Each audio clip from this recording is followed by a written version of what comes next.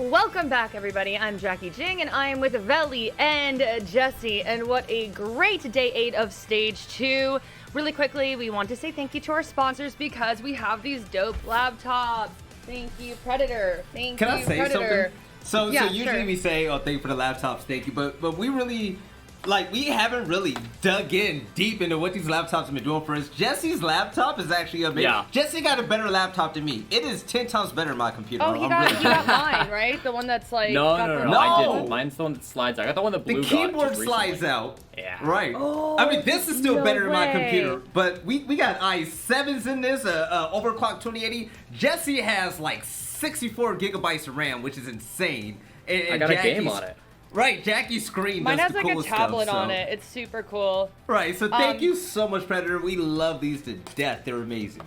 Predator, they are so cool. You have no idea. Yeah. I'm watching anime, and I'll be like writing up my analyst questions for y'all, and I'm like pressing it and moving stuff around like I'm in Mission Impossible, and I just feel like the coolest person ever. But anyway, Do you type I with two digress. fingers? Is that what you did? You type with two No, fingers, I wasn't. Jackie? No, I wasn't. I Okay. type like this. But All then when right. I'm moving stuff around on my tablet, I'm like, Mission Impossible. Okay. Anyway, my producer's like, please be quiet. We got a big matchup right now, you guys. Relegation. It's Let's go. looming. Ooh. Someone's going to be safe from relegation. Someone is going to relegation. And really quickly, we are looking at our Group B bracket here. eUnited lost to Disrupt. Tempo lost to Sonics. So now eUnited and Tempo are facing off. So will eUnited unite and take down Tempo Storm, or will Tempo Storm storm in and electrify eUnited? Oh. We shall see. Okay, I'm sorry. That was really bad cute. puns, per usual from Jackie. But let's talk about match 2, and we Okay. shall begin with eUnited. So I've said this like every time we talk about eUnited. They've been absolutely fun to watch for Stage 2. They beat the Sonics. They took Dark Zero to 3 maps. But they are coming off of a tough loss from Disrupt. I'm sure y'all remember that. That was an insane Yes. series. And now they're here facing relegation after what seemed like such a great Stage 2. Veli, why is eUnited just falling short? I mean, this is a new team, Jackie. That's the one thing. Like, our expectations are so high for eUnited for the simple fact that they had an awesome game against Space Station. They've kept it close all the way. Almost beat Dark Zero, and it's like, yo, this team was legit. But then that type of progress makes us all forget that they just replaced two major people, one of them being the in-game leader. They brought in a rookie who's never even sniffed Tier 1 before. They brought in Rexen. Rexen's a big dog. We've seen it with Luminosity. We know what he's about. Almost dropping a 50 bomb in the best of 3, right? This team has a lot to learn, and I feel like he's whipped these boys into shape. This game right here, I think we're going to see entirely different eUnited, but that goes without saying. They have been up on so many maps and just threw it away towards the end. I hope they learn during the break how to close out these maps to get the big W. Yeah, we shall definitely see. But Yes. Jesse, we just heard Veli talking about Rexen. Yeah. I mean, who is this? Who God. is this? Rexen broke the kill record with 49 kills in a best of 3 recently. He is a monster and undoubtedly has helped this team so much.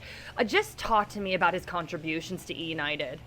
I mean, Rexen's been one of my favorite players to watch so far in this stage. Easily, He's yeah. been fantastic. As you mentioned, 49 and 29. That's an insane stat line. He also went really strong on the entry. He ended up 8 and 2. Putting him as the best entry in the league statistically, plus 12 overall. That's crazy. Wow. And that last best of 3, he even managed to flex off to a couple of more like support-heavy roles. Up until that game, he'd only played Ashe or Zofia on attack. He did dip his toes into some more support operators, right? IQ and Thatcher were both played. Still a lot of Ashe Zofia, but I like that he's mixing it up a little bit more and helping his team on the utility side of things as well. I think he maybe took some kills away from some of the other players. Yeti had a little bit lower of a KD than what we're used to. But, with somebody like Rexen who's fragging so hard, I think you really do need to, give him a round of applause because he was carrying that team pretty hard in a couple of those rounds. Yeah, undoubtedly. And really quickly, we have a video on eUnited, so please take a listen. After we lost from SSG, our mentality was still strong. We knew we had played a close game against a really good team. That kind of boosted our mentality because we were like, oh, we're really, really close to beating the world champions. Let's use that to fuel our energy and come in swinging in Sonics. Going into Sonics, we had a lot of prep from our coach, Meepy, and our analyst, Drew, along with the bands of Zoe and Pulse. We had a really solid game plan going into that series, and it was executed almost flawlessly, and we came out on top that time. I definitely see us on an upward trajectory. After the SSG, DZ, and SQ games, we felt really confident in the way we played, and we were proud of the way we played, and we really didn't hang our heads on a loss. Losing to DG 1-2 obviously wasn't expected. I think everyone expected us to beat DG. I don't think that loss is something that we're going to hang our heads on very long. I think it's going to piss us off and make us better. We definitely showed that we could score rounds again and again and again in a row against any team, but it's all about keeping that consistent and regaining that momentum when we see it's falling apart. I do think we'll be able to beat the loser of Sonics versus Tempo. I feel very confident against both those teams. We have not played Tempo since Stage 1, but I look forward to playing them if we do. I think we can win our 2 next matches and then come up on top, at least top 2 of this group. This team has a lot of potential with the amount of time that we've put in, and everyone here has a winner's mentality. We pretty much show that we have what it takes to be the best and that we're here to compete. Great inside look at eUnited there. But now let's look at their opponent, Tempo. All right. Oh, Tempo. Oh, Tempo. They started off stage 2 beating OXG, shocking everyone. Am I wrong? But then it was loss after loss after loss, and we thought they might be able to redeem themselves against the Sonics, and then Mark wasn't available for map 1. Veli, it's just been like a hot mess here. Is this bad luck? What is happening? Jackie, we've all been there before. You know when you go to a party and you got a few drinks in you, you go to the bathroom, you look in the mirror, and you don't know who you are for a second. That's what's happening to Tempo Storm. They're having an identity crisis. They don't know who they are yet, and you can see it. One game, they're going to be awesome, and they can cause upsets like we saw against OXG, even though Foxay called me out on that. But then they'll turn around and win one round of map, and it's like, okay, who are these guys? What are they about? It was really unfortunate that Mark wasn't there for map number 1, but still it wasn't enough because the team as a whole weren't good enough to pull out the win to avoid being here. I'm going to be honest, I don't know what to expect from Tempo. We've seen many different versions of Tempo this season and this stage alone. I honestly hope that Rams, all the coaching staff and all the players are ready for today, because I don't know what to expect from them, and I hope that they do, because this is going to be a crazy one. Tempo Storm, they really need to get it together right now. Yeah, I mean, we never know what to expect with them. And hopefully things are going better with their psychologist. I forgot his first name, but I know his last name is Wolf. Wolf I know, I've been calling him Mr. Wolf. Yeah, Wolfman. Come on, help them out here. But, Jesse, Veli was just talking about Mark, and definitely want to hone in on this player. As we just said, he wasn't there for map 1, but he was there for map 2 and Tempo 1. But the three of us have talked about how inconsistent Mark is. You and Veli have said time and time again, he's either mind-blowingly good or I don't want to say anything mean. I mean, Mark has had his bad games, don't get me wrong, but you cannot understate the impact he had in that match coming back from map 2. When he got back in, going by rating and going by cost, he had the best individual performance in Tempo Storm NAL history. He had a fantastic map number 2, and replacing Ken's, I love Ken's, I really do, but, he didn't play great. Also, coincidentally, statistically, the worst performance in Tempo Storm NAL history. But he's the coach, so he doesn't need to play well. The point is that Mark really did come in and turn that team around for map number 2. It seemed before that it was only creators that was really putting anything into the map. Mark came forward and really stepped up and took control of that matchup. They lost, obviously, and that's why they're here. Mark coming in wasn't enough. But it still was really reassuring to see that, he is taken out early. He doesn't get that same practice that his teammates got, but he's still fired up. He's still coming into the game with so much energy, so much passion, and they're going to need that if they want to win here today. Yeah. By the way, I think the worst performance in NAL history went to Geo that one map. He went 0-8. But the one thing I do want to say, yes, I did dog and trash on Tempo, but they have some really good players on that end. One player that we all need to keep an eye out for is going to be Creators. I honestly think that when Creators is on point, he's one of the best entries in the league. And I expect Creators to go all out once more to keep his team out of that relegation spot.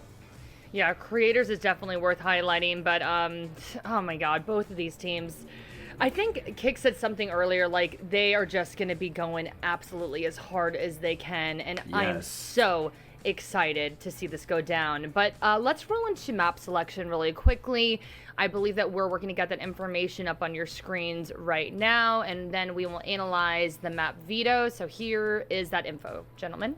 All right. I think that this pool generally favors eUnited when looking at all 7 maps. We start with Oregon from eUnited. Their record here might not look too good, but they have had really strong performances recently. They won against Sonics, and they had a 7-8 loss to Dark Zero.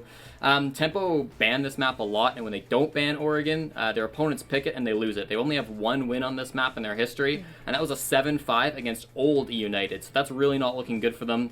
Then we go to Clubhouse. This was actually Tempo Storm's best map of the summer. They lose it 7-1 stage 2, but I still feel like it's a strong map for them. United do play this a lot, but they haven't had a great time. They beat Dark Zero, but then got set straight by Disrupt.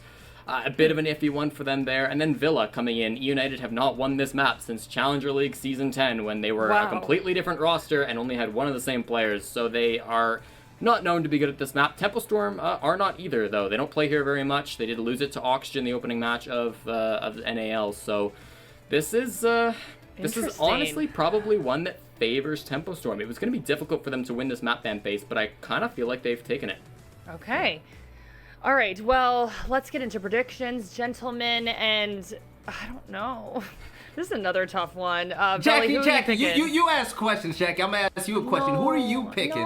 This is our first. Yes. Okay, Stop, man up. This is our first relegation game this season. Yeah. Who do you have winning? I want to see what you think. Okay. Of course, I love both of these teams. Okay. Tempo has just been so erratic and inconsistent. I'm just really scared to see what they bring. I think eUnited is a strong team. If they can execute well today, I'm going to go behind eUnited. I think eUnited is a great team. It's just they got to execute. They got to finish through. And then Tempo, I just never know. Like, they're like Mark. Like, is it going to be fantastic? Or am I just going to be like hiding my face all the time? Jackie predicts. Yes, Jackie probably got a prediction. No. Let's see. Oh my God, we have a graphic for me? Okay. All right, Jackie, you can ask the questions now. I'm sorry for taking your job. Okay, Billy, who are you picking? I'm going with the United. I'm going with the most inconsistent team out here for the Battle of the Trash Cans. Battle of the Trash Cans. Okay, Part Jesse, who is going to win the trash can? All right. Or I guess you lose and then you're in the trash can. You win it when you get last place, yeah. Okay, yeah. Anyway, moving on. Listen, eUnited have been the better team, and across their matches, they look sharper. They're winning more rounds. Yes. They look like they have the better players, the better strategy. Overall, significantly better team than Tempo Storm. But they have thrown far too many maps when it comes down to those last couple rounds, whether we get to overtime or round 11 or round 12, where things slip away from them mentally, and they just can't get it. I've lost faith. I'm going Tempo Storm for this matchup. You lost faith in eUnited? I don't believe eUnited have in them to win a series. They haven't shown it that they can. They've won 1 series the entire season going back into the summer. I can't put my eggs in this basket anymore. I like the way they're looking, but I don't have faith they'll win this match. I mean, low-key, I agree with your basket. I mean, I agree with Jesse, though. Like, it's like I said, like, if they execute, like, hands down, but will they execute? That's really the big question here. And then which Tempo Storm showing up? We never know, right? But really quickly, before we roll into this match, we want to ask all of you at home, if you don't already, please follow us on social media. I've said this time and time again, but our producer is hilarious. He gets great content. He picks out amazing clips. They're just jaw-dropping good, and then just like ridiculous stuff as well, including really important updates. So please make sure you follow, and then we would like you to participate in our community poll question that should be up right now, so go vote.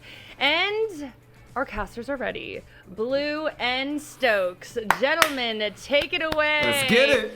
Who's gonna be safe from relegation? Who's going to relegation? All right, take it away, gentlemen.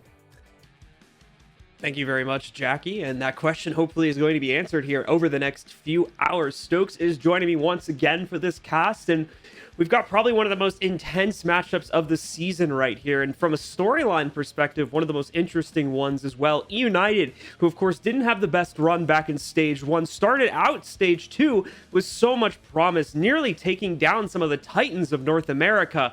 Despite that, though, they've come to this position, being in the first match that's going to decide one of our two teams going to relegation. Stokes, How do they battle out of this pit and get back into the league here? Oh, it's going to be a very, very difficult road for them, but I think they can do it, John. The biggest thing for me, though, is exactly what Jesse was talking about on the analyst desk. Every single series that eUnited has been a part of inside of Stage 2 has been competitive. Whether they're playing against a team that's at the bottom of the pile or the top of the heap, it doesn't matter. Great example is the Dark Zero matchup. I mean, they end up beating them 7-1 on Clubhouse, second map, but the 2 other maps that they ended up losing against Dark Zero, one fills out in relegation, but Max inside of that, or excuse me, Max inside of regulation, and then the last matchup going to maximum rounds inside of overtime. So it's every single one of these series where eUnited always seems to have some sort of will inside of it, but just can't close out the series. Well, as usual, folks, we have our community poll question. We want to know which of these 2 players is going to end up with the best entry ratio today in this series. So go ahead over to our Twitter account at R6esportsNA and be sure to go ahead and let us know. Will it be Rexon from eUnited, or is it going to be Creators from Tempo Storm that will end up with the better stat line there? Feel free to let us know, and we'll have your results a little bit later on in the show, and better yet, we'll get to see if you're right. Another interesting wrinkle in this matchup specifically for eUnited is what Jesse was talking about as well. It's the map pool here. Interestingly enough, I've talked plenty of times about how Tempo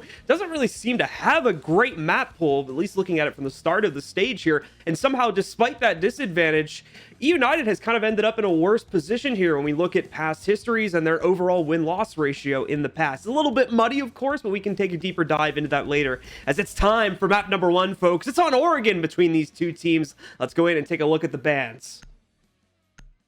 All right. Well, pretty fiery map pool that we have here in between these 2. Broken down well on the desk, but we might as well jump into it while we're waiting for these bands to get through. Oregon was last played between these 2 teams, as Jesse had talked about, but it was both the old squads, United's old squad and Tempo's old squad as well. Oh, I'm going to pause right where I'm talking right now. By the way, that matchup, July 15th, so not that big of a deal, but Ash being banned here, that's a huge thing, and you guys might be wondering exactly why. It's because of Creators. Creators is just a completely different animal inside of the same beast when he's on Ash. So it's going to knock that out and hopefully cause some uncertainty for Creators with a play style at the minimum, since we'll have to jump onto a different operator. Melissa is going to be our first defending operator knocked out. Melissa has been very annoying to deal with, continuing to slow down the attacker meta, as it's been, kind of that issue has been kind of compounding on itself over the last few months. So that's a pretty common ban that we've been seeing. And then finally, Maestro is going to be our final ban. Echo's knocked out, so you might as well get rid of the other one and just not have to deal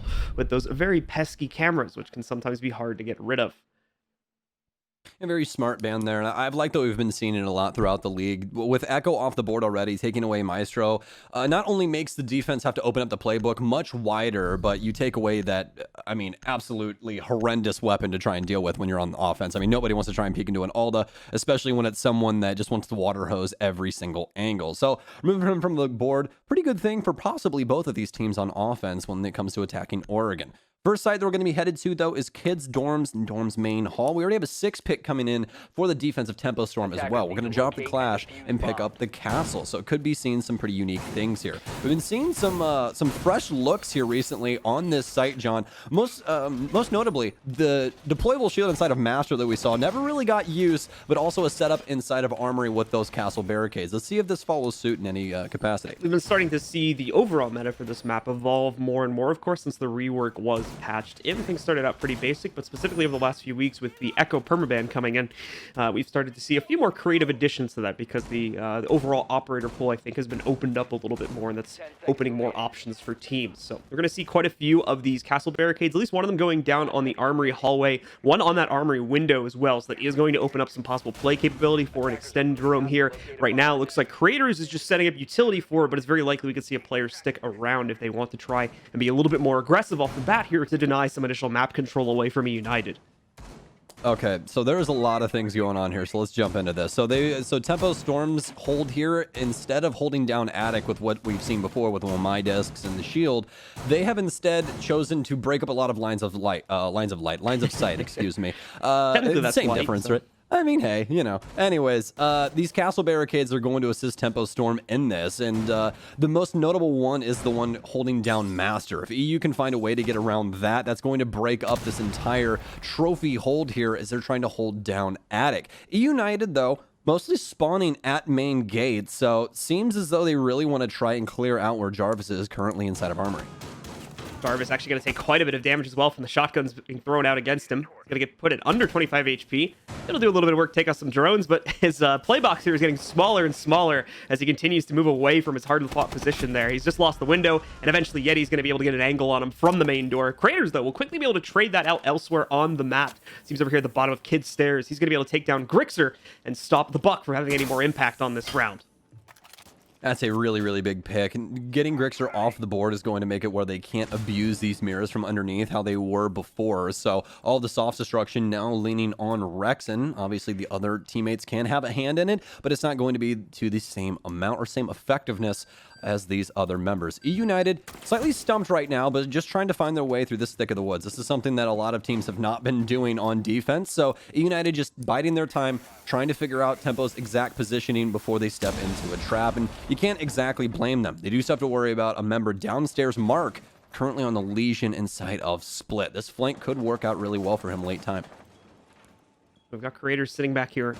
We're here at main dorms, waiting to see if there is going to be any attempts to swing out against his angle. Nothing being presented just yet, though, but we are coming down to that last minute of the round here. eUnited, at least from their perspective, seems like they have a lot to work with, and now with that kill, they will. But, again, traded out almost instantaneously by the Tempo roster, and that's going to continue to be the storyline here, as now it's down to a 2 versus 1. Kansan alone for eUnited, trying to clutch this out against 2 still standing tall from Tempo. Mark and Crazy are up. 1 is downstairs. Kansan has heard the rotate coming up through Kids, though. He's going to try to frag him out, but I believe his opponent on the other side might have heard that frag grenade. Either way, it goes in, does some serious damage to Mark, and forces him back. Kansan knows the time is low and he needs to keep moving. Swings around the corner, quickly takes out Crazy, tries to go for 2, but misses this exchange onto Mark there. Now he goes to his secondaries. He's out of ammo on the primary to try and get this double. Wrapping around the corner, the goo mine will give him away when he had the right to initiate for free at the start. And unfortunately, that goo mine will lead to his death as Mark is given the opportunity to readjust and clutch out the 1v1,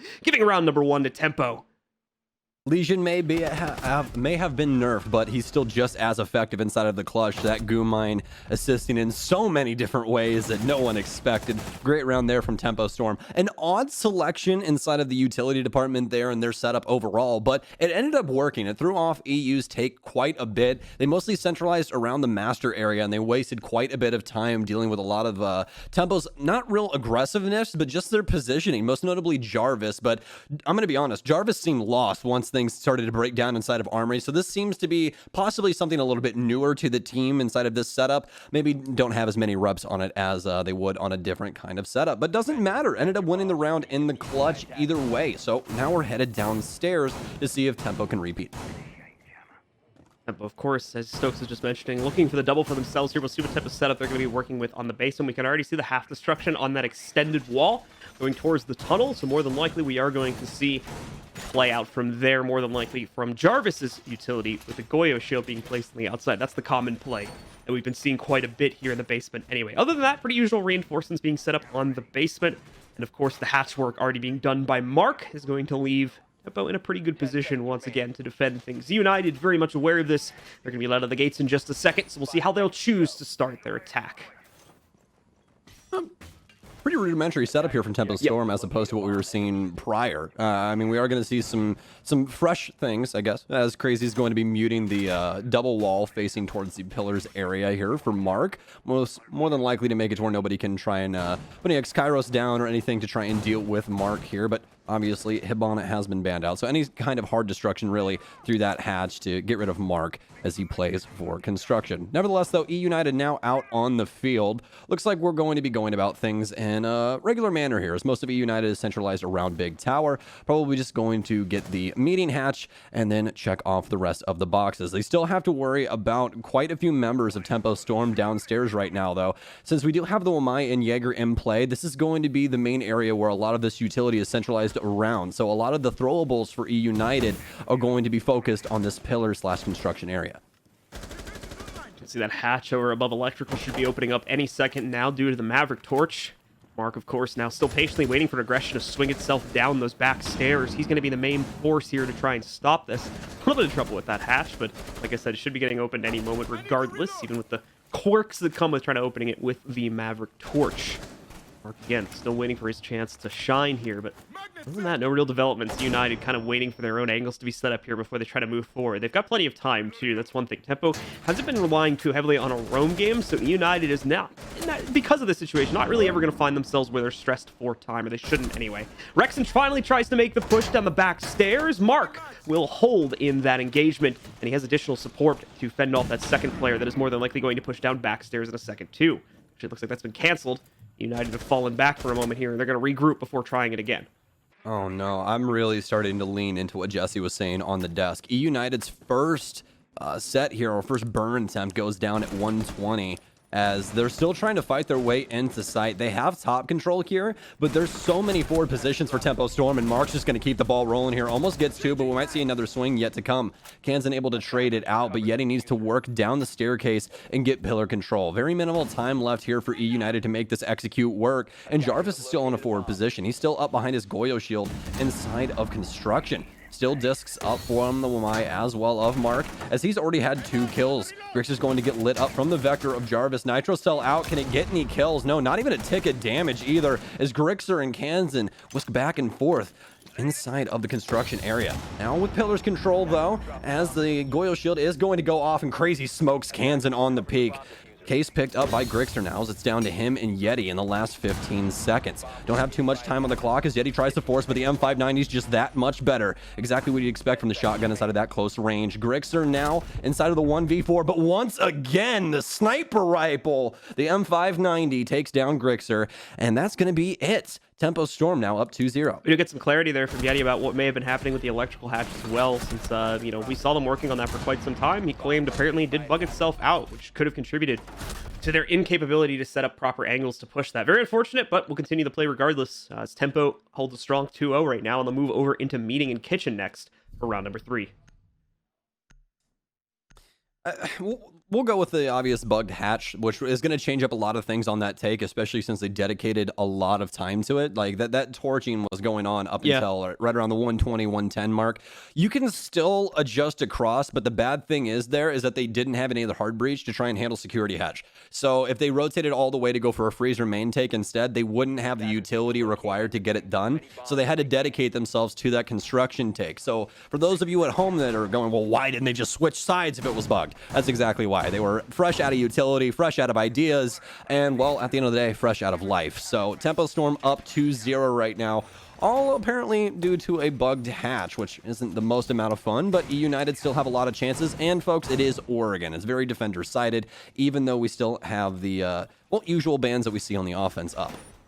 All right, guys, so still going to see some reinforcements going on upstairs, as you should very well know, but just in case you don't, as is often the case with siege sites, when you're playing on a middle floor, even a basement floor, it is sometimes very important to hold the floor above it, or even sometimes below it, for tactical advantages, and in this case, it's just the capability of preventing a bunch of top-down play through that hatch or through other avenues as well that the attackers may be able to use against you, especially for anchors, if they're given access to that very early on in the round. Attackers have located a bomb. All right, well, yet again, Tempo cracking open the book here. Mark all the way in T3 on Big Tower right now. He is the Wamai once again. Does have that AUG, and he's made good use of it so far throughout this series. Doesn't seem like eUnited want to tussle with it, though. Might not have any information on it just yet either, as we are still in the beginnings of the round. This Intel game working out decently for eUnited so far, as they've been able to contest some angles, but Tempo Storm just winning them out for the most part. It's going to be a pretty quiet start to the round, as it looks like eUnited spending a lot of time kind of setting themselves up for the initial push. Obviously, as we can see before us right here, quite a few of them going to be working their way in through small tower. A group of 3 to 4, in fact, with the 4th one going up on the roof, putting some pressure on big window, more than likely. Kansas going to be able to get himself all the way up to dining hall for free here. Just going to pop a small hole, but it's interrupted due to the fact that he got spotted by a camera, which we'll quickly take care of. The damage was done, though. We just wanted to go in there, take out the mute jammer on the other side, and he accomplished that goal nice and easily.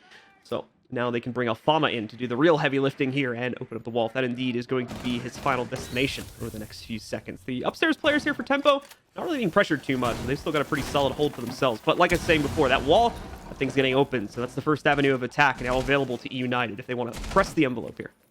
Yeah, big kitchen take here, as you were saying. eUnited needs to worry about this upstairs pressure, though, and that's exactly what Grixer is for, is they need to push in up top and handle that situation. As long as the vertical play's still here for Tempo, then they can't put a diffuser down, and as long as Creators is alive, I don't think you're going to get it done. Yeti and Grixer already off the board, and that's all that top pressure done and dusted. Well, all up until Rexen ascends the white stairs, is able to at least get refrag, at least one of them, to try and bring things back, but eUnited still down a man.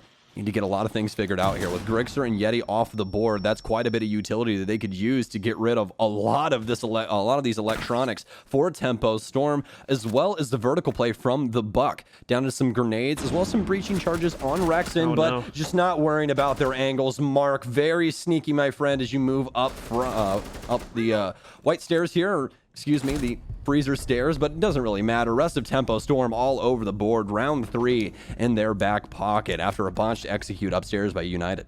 That top freezer stairs position is starting to become a problem for like late round pushes here. I've noticed that quite a few times over the past couple days in these matches, that there's been a lot of people getting caught off by not checking that, just because it's kind of, I guess it's a position you don't necessarily assume someone's going to be holding an angle from, so it seems to catch people more often than not over the past couple days at least. So the update to Oregon has made it to where the roam presence downstairs is paramount to your round. So when Mark gets into any trouble, or anybody gets into any trouble, there's a lot of hatches inside of, especially like the kitchen security area, where you can drop downstairs and get out of wherever you are. And obviously, since, you know, it's the basement of Oregon, you have 3 separate staircases to go up, and there's no way they're going to be able to keep track of them, all of them. You know what I mean? So Mark, with just a really, really nice play there, you really can't be too hard on Rexen for that one. But I mean, Mark's adjustments, as well as Tempo's adjustments overall on these defenses so far, proven to be actually very strong. It seems that eUnited has a little bit of the Tempo syndrome that we saw from Monday, actually.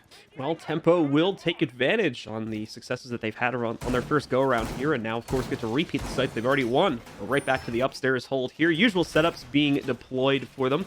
Should note, of course, we don't have the castle in play this time, and instead I believe we've got the Mira coming into the fold. Although we did have that on the previous hold as well, just correcting myself real quick. This looks like it's going to be a much more standard setup, though, for the hold, based on the reinforcements and the overall setup that's currently going on. They probably just brought the Mira to kind of make eUnited think that something similar was going to happen. We'll see exactly where they spawn, because that's usually the telltale sign of what's going on. They're doing the what? They're doing the shield on the bed again.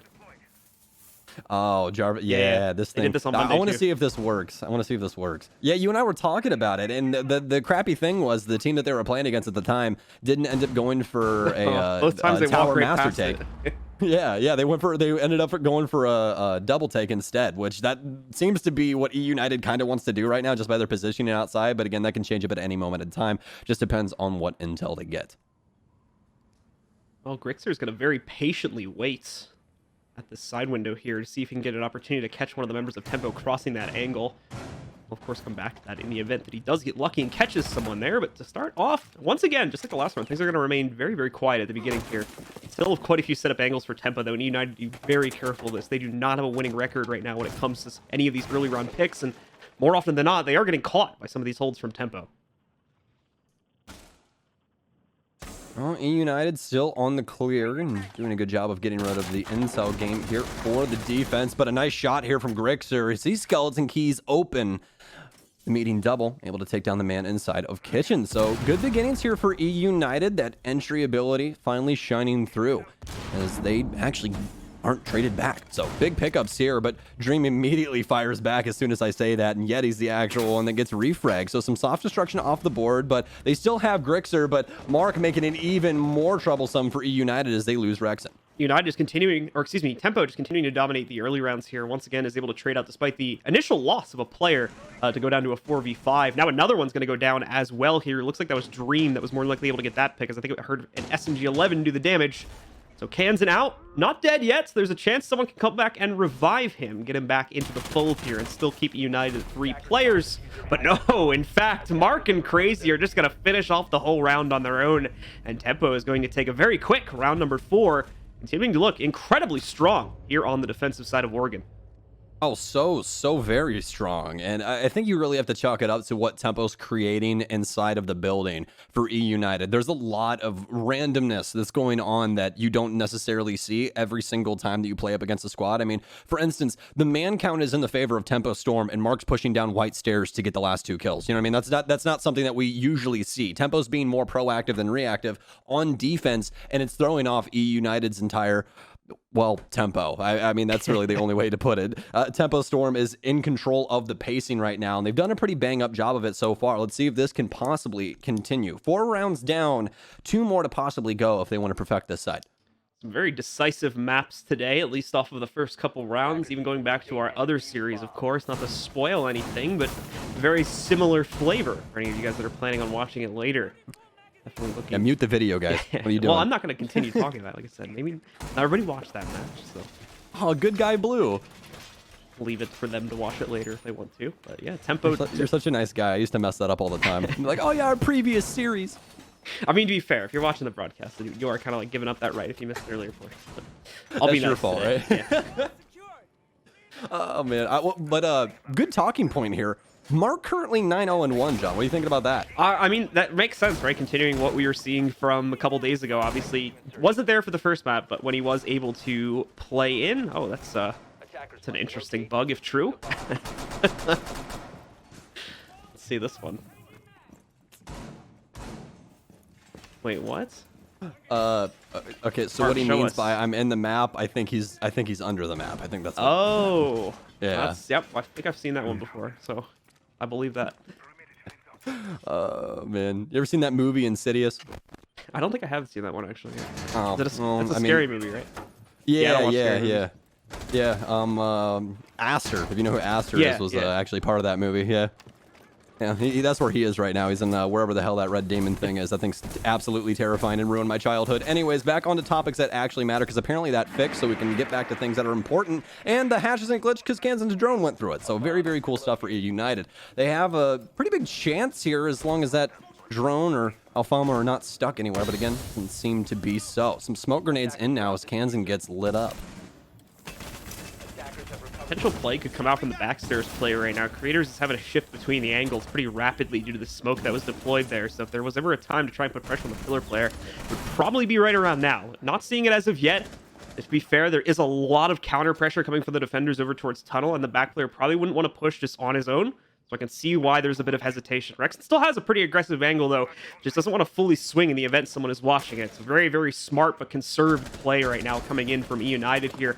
Mark trying to line up another angle for himself. It's not going to work. Does take out a drone. That's going to be pretty much a wasted one, as it was just chucked out by the player on the back stairs there. And Mark still continues to hold pillar, and he's not alone either. It's good 2 to 3 other players standing nearby here, or at least readily available to join him if the need arises. Mark will swing out, finally kills that backstairs player. We are going to see one successfully drop in from the electrical hatch, but he's going to be stuck in position, not able to move out of that corner due to the fact that either Creators or Mark will immediately swing a second later. And there we go. That player goes down. Mark gets yet another frag against the backstairs push. Creators will take out Yeti, and just like that, we're down to Grixer all over again. He'll finally be able to end the wrath of Mark, but that's all he'll be able to do. Creator shuts it down for Tempo, and they take yet another round. 5-0 here on defense. Okay, Mark is 12-0 on the defensive He's side going right now. absolutely crazy, man. Yeah, and real quick, just for all of you guys at home, if you're a new viewer, this is not a regular thing. Mark ended up dropping 18 on a single map, which was Cafe, on Monday. And let me tell you, this scoreline, oh my goodness gracious, up against the Sonics. Just go look at the Siege stats, the Siege GG stats. Yeah, for the I got him maps right the other here. way. He had a 1.66 rating. He was the highest rated player on his team, and he only cost. played one map. 86% cost and a 1.29 KPR, John. 1.29. Some impressive He killed stuff. 1.3 people per round. That's incredible. That is so difficult to do inside of Siege. But the main thing that I wanted to talk about with this is a Mark like we've never seen before. This is a Mark off the goop. This man, anything that he touches, someone is dying. He's swinging, he's getting these kills, he's getting these frags. And the best thing about it is it seemed to ignited creators. He's taking a lot more risky peeks here. He's really playing off of what Mark is able to produce on this defensive side.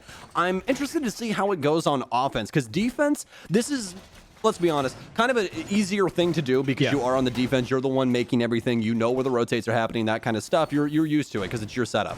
But on the offense, it's a lot more on the fly things with the mid-round adjustments and so on. So if Mark and Creators are this dominant on the offensive side, oh my goodness gracious. I don't even know if eUnited's going to be able to do anything. We need to see what they can possibly produce once these rounds flip. But right now, Tempo, 5 rounds in a row, and we haven't even seen a plant yet from eUnited. I think if anything, the rapid success of all of the aggression from Mark has kind of caused eUnited to second-guess themselves when they establish positioning and are looking to possibly swing into the next room. And that's obviously giving more room to players like Creators because eUnited is being more hesitant. There's more opportunities for the defenders to have success while they're getting aggressive overall here as well. So Mark, obviously, beside the obvious KD ratio, is opening up plenty of opportunities for his teammates as well due to more than likely how he's changing up the playstyle from eUnited.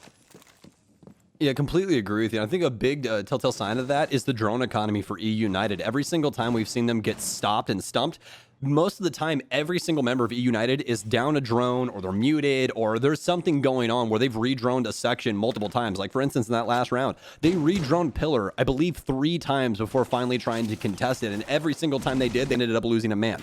So they're redroning the same section. Mark's still there, and he's still shooting you in the face. So there's nothing new. And that's more par for the course. Creators inside of dorms takes down Yeti early on. Creators read that like a book right there. Saw the drone was coming in. He held an angle, so he might have even had advanced intel that a player was coming up the kid stairs, but either way, takes down that drone, immediately swings back to the angle and takes out the player coming out on top. Great stuff from Creators, and he's going to be able to chain it together. Now he gets the second one. That's going to drop the box as well. Kit goes down right by the door here, and all of a sudden eUnited are on a recovery mission. They're going to have to get that back. Shouldn't be too massive of a task, thankfully, but either way, much like many, many rounds so far in this map, they are fighting from the back foot yet again.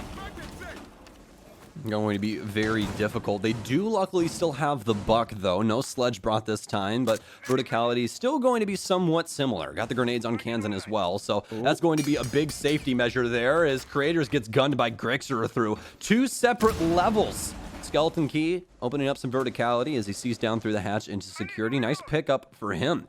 Kansan moving over into meeting as the rest of eUnited currently working on that vertical play. They're still trying to figure out how they can possibly get this setup to work for Kitchen. The diffuser's down inside of big tower, or excuse me, small tower. So they're going to have to adjust somebody over to get that. Most of Tempo's Storm currently residing inside of the meeting area as well as holding on to Attic. They're doing such a good job of delaying. With only 30 seconds left, there's not going to be much more to delay here pretty soon here. Tempo, despite losing one player, still has complete control over most of the actual site.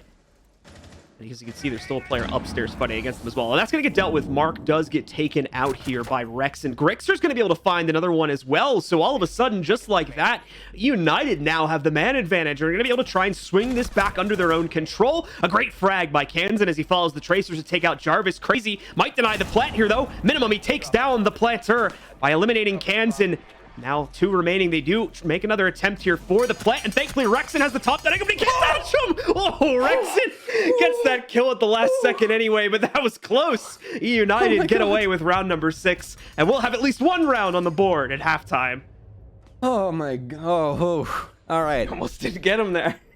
That right there, just somebody clip that and just title it, "This is why bars suck," because that's it. The metal beams inside of Siege are the worst things to try and gunfight through in the world. So very lucky is Rex in there as they claim their last round. Not a plant, but still 1 out in that 2v1. So eUnited able to get something to work on the offense, which is a good thing because now Tempo Storm is not on map point, which would mean we would be quickly probably going to Clubhouse. Ooh. And okay. There is so much going on here, John. All right, we got a Monty, we got 2 AK-12s, we have a Nomad and a Zofia. So depending on the site that we're going to be going to here, we're going to be in basement. Oh, no. All right, so the soft destruction isn't going to be the same for Fuse. Actually, I'll be honest, Mark's pretty much useless here.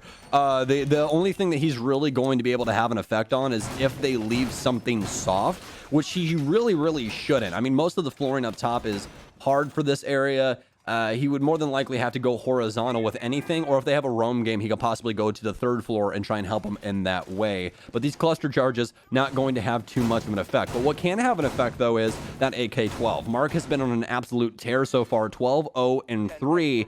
I mean, if he has the AK-12, that could lead to a lot of damage. Mark that up with some Dream Monty as well, and we're probably in for a pretty good time. Let's see what their take is with this lineup. Even away from Mark, of course, Creator's still having a really fantastic performance, just like on the previous rounds read there, where we saw him get those nice kills from upstairs. Obviously didn't end up translating into a win, but still just showcasing some of the great individual performance that's coming out of him, as well as Mark, of course, who's been the highlight of this game so far.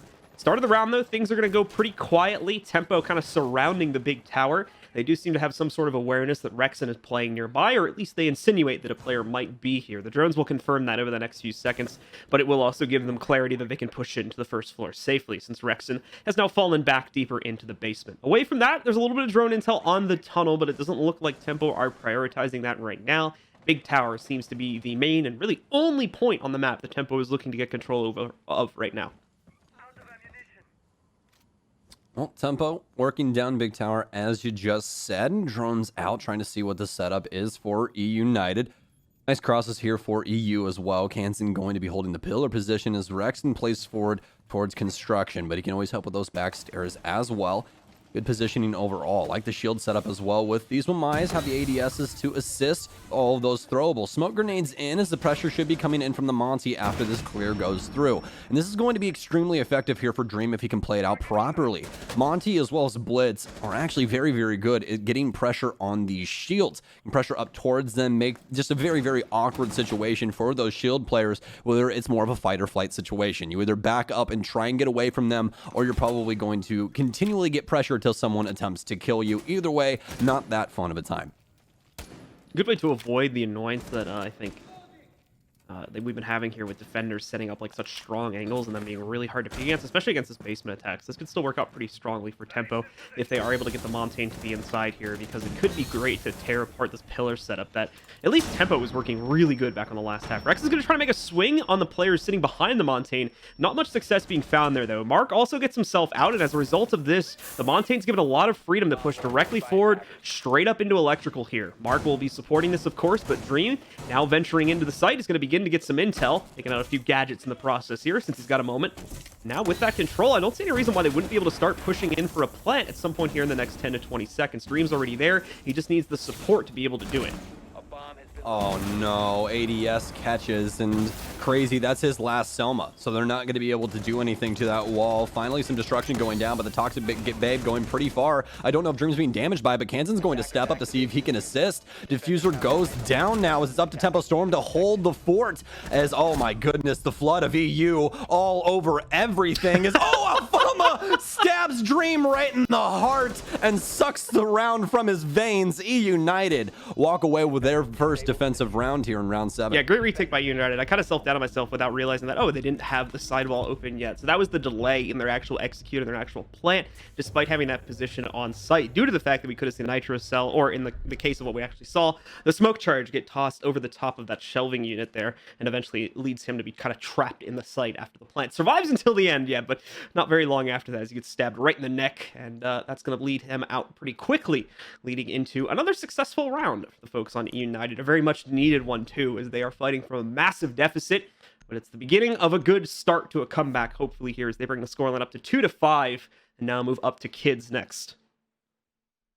Absolutely. The funniest thing is I didn't know that Alfama got down like that, just stabbed him just right there. That's crazy. I don't really know, but Nice beginnings here for eUnited on this defense, and this is exactly what we needed to see from them. Even though they're down such an extraneous amount of rounds, it doesn't mean that they can't come back. We've seen it time and time again where eUnited are able to stay competitive inside of their matchups, and this is something that we've been talking about not only on the analyst desk, but between you and I, John. I mean, this team, every single time they play against anyone, again, doesn't matter if they're at the bottom or the top of the leaderboard, eUnited always makes it a match. So we'll see if eUnited are able to push this all the way back and either push this to overtime or even win inside of regulation. They still even have that chance. And if memory serves me correctly, United has been no stranger to comebacks like this either. I might be misremembering some of the matches, but I think that we've seen some pretty similar situations put before them, even within this stage, and they've been able to bring it to a pretty close scoreline at the end of the day. So we'll see how far United can push this. Tempo are still very much in control, don't get me wrong, but United maybe starting to turn things around a little bit with that last round being played. Take a look at Tempo's opener here. We've got a little bit of aggression being lined up from Yeti, of course, up inside of T3. And we'll see just what he's able to line up for himself here. Doing a little bit of soft destruction, so Mark's absolutely going to hear this. He'll know there's a player in T3 as a result of this. But Yeti's not even alone here. Rexon is also supporting him from down in T2. So if Mark does decide to go at this alone, that could be pretty bad for him if he mispositions himself. The only thing I wish we had on this overlay would be reinforcements, because I don't know if they have one pocketed.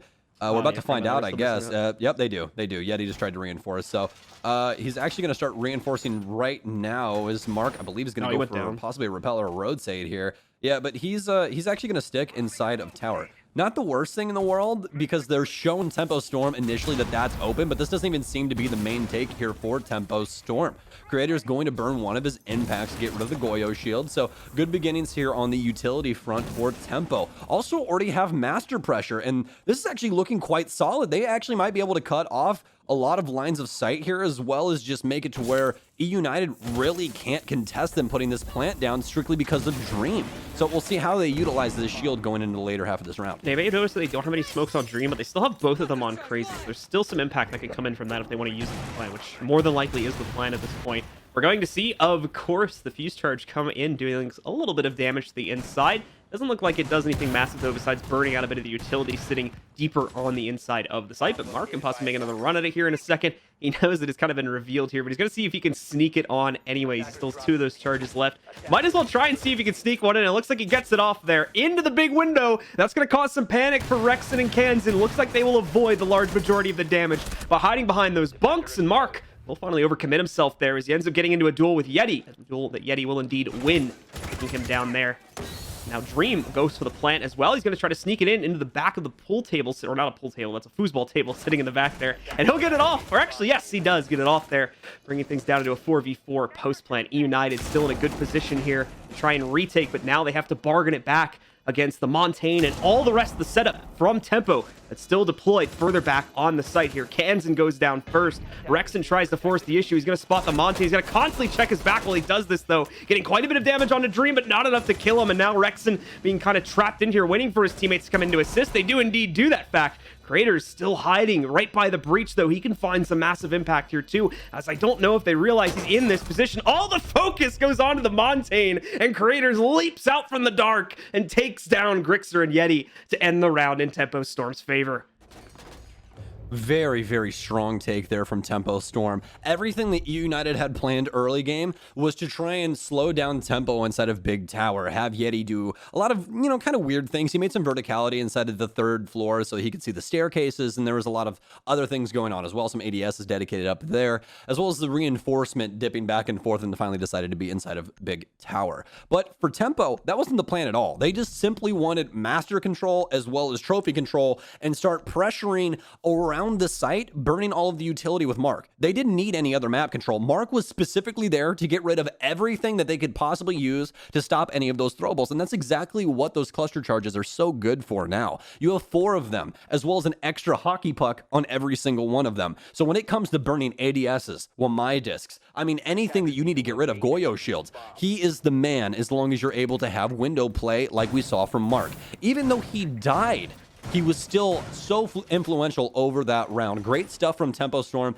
and great crosses held inside of that post plant. The thing that was really, really scary just for a second there is we ended up seeing Jarvis get taken down on the flank watch, which was quite scary. Put Creators in kind of a bad position there, but he was able to clutch it out as it appeared that eUnited had lost his positioning as he proned inside of the closet and was able to get that 2K. So good stuff from Tempo Storm overall, and great use of that fuse. Great hesitation as well from Creators to, kind of realize that, okay, they probably don't know I'm back here, so, let me just actually wait this out, see how it goes. I just prone. Yeah, because we have the Maestro in the corner, the Montaigne in the corner, so they're going to go for him, of course, and, that plan works out beautifully. He just gets 2 free kills at the end of the round. Doesn't even do any team damage either, as the Montaigne just has his shield there to eat it all up. It feels like our rank games last night. It's like if I just prone in the middle of the floor, they'll probably really never know I'm here. Oh man, the thing about FPSs is like prone is actually so broken. That's something that, like, listen, if you feel like you need to win your gunfights in an easier manner, start proning a little bit more in between when you're peeking your opponent. Changing your head level will assist you a lot inside of those gunfights, and it throws a lot of people off, as well as, just perspective. They weren't able to see him over that little piece of metal at the bottom of the breach, and that's exactly why creators won that round. Sometimes it's the simple things, folks. Sturdy campers. How dare they? Going into this round, obviously a lot of drone intel coming from the small tower side, since that is the main execution avenue here for Tempo Storm to start off with. We've got quite a bit of resistance on it, mainly Yeti hiding on the inside of the security room right now. I need to take out quite a few of these drones if they swing around the corner. One just moving in, more than likely did get the spot onto Yeti, so Jarvis and the rest of Tempo should be well aware of the fact that he's in the room just next to them, and will begin working on a plan to get rid of him. They also know about this top-down pressure from the vent, so pretty nice pre-fire from Mark. Is not going to be able to deal much damage, but it actually does do a little bit of damage. Looks like to Alfama there, brings him down to under 50 HP. And it's going to make him second guess peeking that hatch again, if that was indeed him on the other side of that exchange. Well, halfway through the round now, and the offense from Tempo looking quite strong so far throughout this series. Some change-ups inside of the lineup, though, just for a player-by-player basis. Mark on a lot more aggressive operators instead of playing what we've seen before, which is mostly like Sledge and things along those lines. But now on the Zofia, obviously Zofia can do double duty. Early game, she is going to be that utility op that's there to burn a lot of things, but later on, you're more than likely going to be going for those frags. So let's see if he has the same influence as he has had throughout this entire round or map so far. eUnited still doing a very good job of leaning on that timer, just waiting for Tempo to strike. They're mostly centralized around side, as Tempo Storm already has the flank set up downstairs, as well as the wait here for the vertical play. They don't have a buck, though, so it's mostly going to be handled through these impacts. They will have to worry about Yeti all the way downstairs, though, as he's committing to the rotate. Alfama's going to begin to chuck out some of these smoke charges here. One's going to get thrown a little bit closer towards the big window, but it's going to be Creators that finds the first mark here after quite a bit of delay in the actual fragging department. Jarvis is quick to follow it up. Grixer will be there for an exchange a moment later, as he still holds positioning downstairs, so is going to be able to fend off some of the play that's been coming in here from the Tempo roster. Rexon's going to be able to, in fact, find another one here now. All of a sudden, Tempo's starting to look a little bit weaker, and they have to force the issue. They've only got 10 seconds left in order to make this execute work for them. Alfama, the wide swing, gets him another kill. Rexon adds one to the tally for eUnited as well. Down to just Creators here, and he's also going to fall pretty quickly. Great hold from eUnited. Things are looking a bit dodgy there for a second, but unfortunately, Tempo unable to establish anything for themselves in the early or mid-round, left them with a lack of time to properly execute, and they fell right into the setup from eUnited.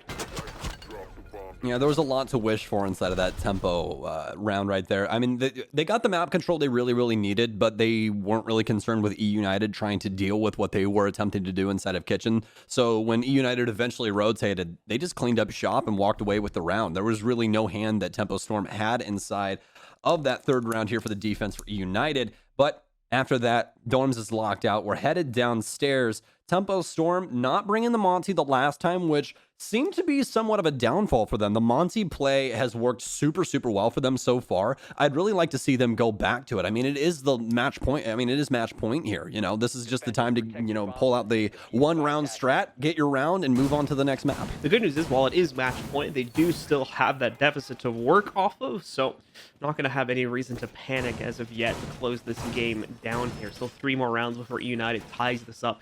Potentially takes us into an OT situation. This should be a fairly standard setup, looking at the operators that eUnited have brought to the table, and as well as some of the initial reinforcements that are coming out here. No reason to believe why eUnited would be varying anything from the standard formula by the way things look there. You got Rexon upstairs, of course, just reinforcing the hatches, and besides that, we're just waiting for Tempo to spawn out at some point in the next 10 seconds here to see if they can indeed close it down against the basement attack.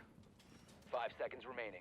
Well, last time that we saw them attack the basement, we had Mark on Fuse. This time going to be onto the Zofia, which, let's be honest, it's going to be more effective overall than the Fuse inside of that area, especially on this site. I mean, no vertical play or anything like we talked about previously, but now that he's on the Zofia, not only having the concussions, but as well as the impacts to assist with this shield play, going to be very influential.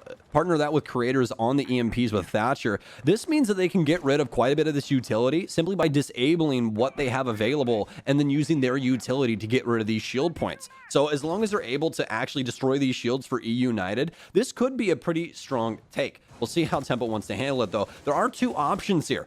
They don't necessarily have to go for the construction take like we're so used to people seeing. They can always go back for that freezer main stairs take. And by this drone coming down by Dream right now, it seems that that is the main plan for right now. Seeing what the initial information is and then making the play off of that. You can see Mark already getting himself into a forward position pretty early on here. He'll self-drone himself a little bit around the corner here. In fact, he does spot the player holding right around it. He's hoping that the shotgun will actually take things down and that he might be able to counteract that with a swing of his own. But Alfama's smart about this. Alfama knows that that's more than likely going to happen if he takes out the barricade. So now that he hears the hatch getting breached, he himself is going to fall back, and that will take away the potential for an opener there for Tempo or eUnited, as that battle will move itself to a later point in the round. Well, Tempo Storm definitely dedicated to this freezer main take now, as they've dedicated 2 Selmas to the lobby hatch and have gotten open security. So eUnited now knows where this is coming from, at least initially. Obviously, things can change. See if they try and shift any of their utility around to compensate for what Tempo want to try and do. eUnited, very reserved inside of this round. No real rotations coming out from them at all. Just want to see what they can do up against Tempo when this execute comes through, I suppose. Nitro so ends up getting eaten up by some bullets on Yeti. Yeti not having the best showing either right now. Currently 2-1-9. Nice little flick onto the drone there from Yeti. He's once again trying to deny as much drone intel as possible. Quite a bit of it having been gone, too. You only got about, I believe, 4 or 5 drones left on the attacking side here. Mark trying to see if he once again can line up anything. United have gotten smart about this. They know that Tempo are kind of feeling themselves right now, so they try not to give them any fights if they can help it. Grixer establishes a nice one for himself there as he swings into the closet partially in order to take out Mark after he'd been trying to line up an angle for such a long time here. Down to 30 seconds. It's starting to look a lot like the last round looked for Tempo, which is not a good sign for them here. They've been unable to set anything up for themselves in the early round, and they're about to be forced into the setup for a second round in a row. Just like that, Grixer goes back out to the closet peak again, takes down Jarvis. Kansan's going to be able to find one as well. Dream did trade onto Yeti, but besides that, you still have 4 players up right now for eUnited. Make it 3 after that death. But regardless, it's Creators. He can't even push into the site due to the smoke barrier in front of him. And there you have it. Alfama will finish off the job, and eUnited will net themselves yet another round here as they take number 10. Okay, well, the good news is eUnited still in the fight. Need only 2 rounds to tie this up and push it to overtime on Oregon. But the bad news is the only 2 sites that they've played so far in their defensive half is basement and dorms. And those are obviously the only 2 things that they've gotten rounds on. So we're going to be going to something new for this site. Kitchen dining hall's the selection for eUnited, and we're already seeing some fresh things. Rexton's going to flash the Oryx and then shift on over to the Mira. So possible 6 pick, but we'll talk about that if we get there. As for that previous round, though, a botched execute from Tempo Storm after they just stand flat-footed after getting their initial checklist done. They get the hatches open, start getting pressure down inside a freezer. People start, finagling around with laundry, but the first pick happens onto Mark, and as soon as Mark gets picked, it just seems like everything discombobulates for them. Nothing really getting done, no one trying to move forward to get any of these picks, simply just waiting for eUnited to strike first, and that's exactly what they did. They killed almost every single member of Tempo Storm before anyone had any rebuttal. Attackers have discovered the location of a bomb. Taking a look to see if there's going to be anything crazy going on with the setup here for eUnited. It's again looking very, very similar to setups we've seen on this site in the past. You've got Alfama, of course, setting up the extended hold over into the showers here. And they give quite a bit of roaming capability to the eUnited players, while, of course, remaining very close to the site. Allows for them to delay quite a bit if Tempo goes down the kind of obvious execute route and tries to take things from small tower. Away from that, of course, you're still going to have the upstairs setup too, since there will be even more extended roaming presence up here from eUnited as they try to deny any of those top-down angles that Tempo, I'm sure, will want to try and gain for themselves. Actually, they may not want to. I'm looking at it now. They don't have a whole lot of soft breach. That might be kind of out of the book for them on this round. Honestly, more than likely. Yeah. What this is probably going to be, I would assume, with the lineup is probably a meeting execute. I mean, mainly because of this right here. There is so much utility dedicated upstairs. There's barbed wire here, vertical play for people underneath to handle the window. That's exactly what Alfama is going to be doing. And then make it 3 ADSs, as well as Rexon with all of his discs. So count them up, people. That's 11 throwables if Rexon has all of his discs upstairs. So that's a lot of stuff going on here. But the problem that could happen is Thatcher's on the board. So, I mean, if they EMP this wall, it's just kind of over. He just kind of dies. So that would really, really suck, but he still has to worry about the discs. So I think a well-placed frag grenade might take out all of those magnets as well if they strategically throw the frag grenade. I highly doubt Tempo will do that, but still. Just to keep that in mind there. He's also got that risk to play with as well. Dream's going to move in here with the Montaigne, sees him, and kind of locks him in as a result of that. Dream more than likely has spotted the holes in the ground, so he knows not to fully step in. And off of that, Mark's going to hope that they're kind of overcommitted to that top-down angle, and then he might be able to get a free pick at the door. Not going to find it, though, and in fact loses about 25 HP from just trying to do so. Alfama doing actually a really good job of controlling the scenario right now and making sure that Rexon, to be honest, doesn't have to do much. He can just be a body that scares Tempo, and that's all he really needs to be right now. Yeah, this is a super strong cross here held by eUnited. Grixer's got the door, so Mark's not able to peek, along with Alfama underneath with that shotgun as well as the smokes to assist. Yeti's going to be able to pick up 2 big kills, though. The Monty off the board as well as Crazy. AK-12 gone as well as the rest of those Selma charges. So no more hard breach for the offense. It's all going to be the funnel game, all except for the main wall that now has a big hole in it. So eUnited looking pretty good going into the last minute here. Still plenty of utility to deny plant as well, and they don't have to worry about a very aggressive push here from Tempo Storm that's partnered with a shield. Still, obviously, Tempo Storm's going to want to get into their face, but they have so many crosses to worry about. It's Creators to start us off here as he's able to knock down Kanza, but Yeti with the immediate refrag. That's a triple kill here for him on the round. And this is something we've needed to see. Make it 4 for him as Yeti's going for the ace. It's all down to Jarvis now inside of this 1v4. Yeti with very minimal HP, swings wide, gets burnt alive by the ARX. Not the funnest gun-to-gun fight in the world, though. Jarvis, 5-2 and 6, just spinning around inside of Shower. Does indeed have the case, so can put a diffuser down if worse comes to worse. Peeks inside, but doesn't see Grixer inside of security, who quickly dispatches him as eUnited stays in this one. Great setup from eUnited there, and obviously a valiant attempt from the last man standing over on Tempo. Just way too much to ask of that player that late in the round. Beautiful stuff from Yeti on his personal hold to the inside, but you got to give credit to Alfama as well for beautifully holding that double wall just at the edge of the site going into small tower and fending off, more saving his teammate upstairs too, and making sure that that hold was successful on top of being able to weigh the extra aggression that was coming in from the door at the same time. Beautifully played there by eUnited, and like we were saying before, despite the fact they start out down, they are definitely not out of the game just yet. Tempo has had themselves map point for a good 2 to 3 rounds now, and has been looking for that closeout. Well, it's got to show up here now. They've wasted the other 2 rounds, and this must be it. Otherwise, we go to 3 final rounds to settle the first map. It really seems as though eUnited's defense is much more lively than their offense is. Tempo's been able to get some picks on their offense and produce something, but as for eUnited, they really just seemed disoriented when it was their offensive time.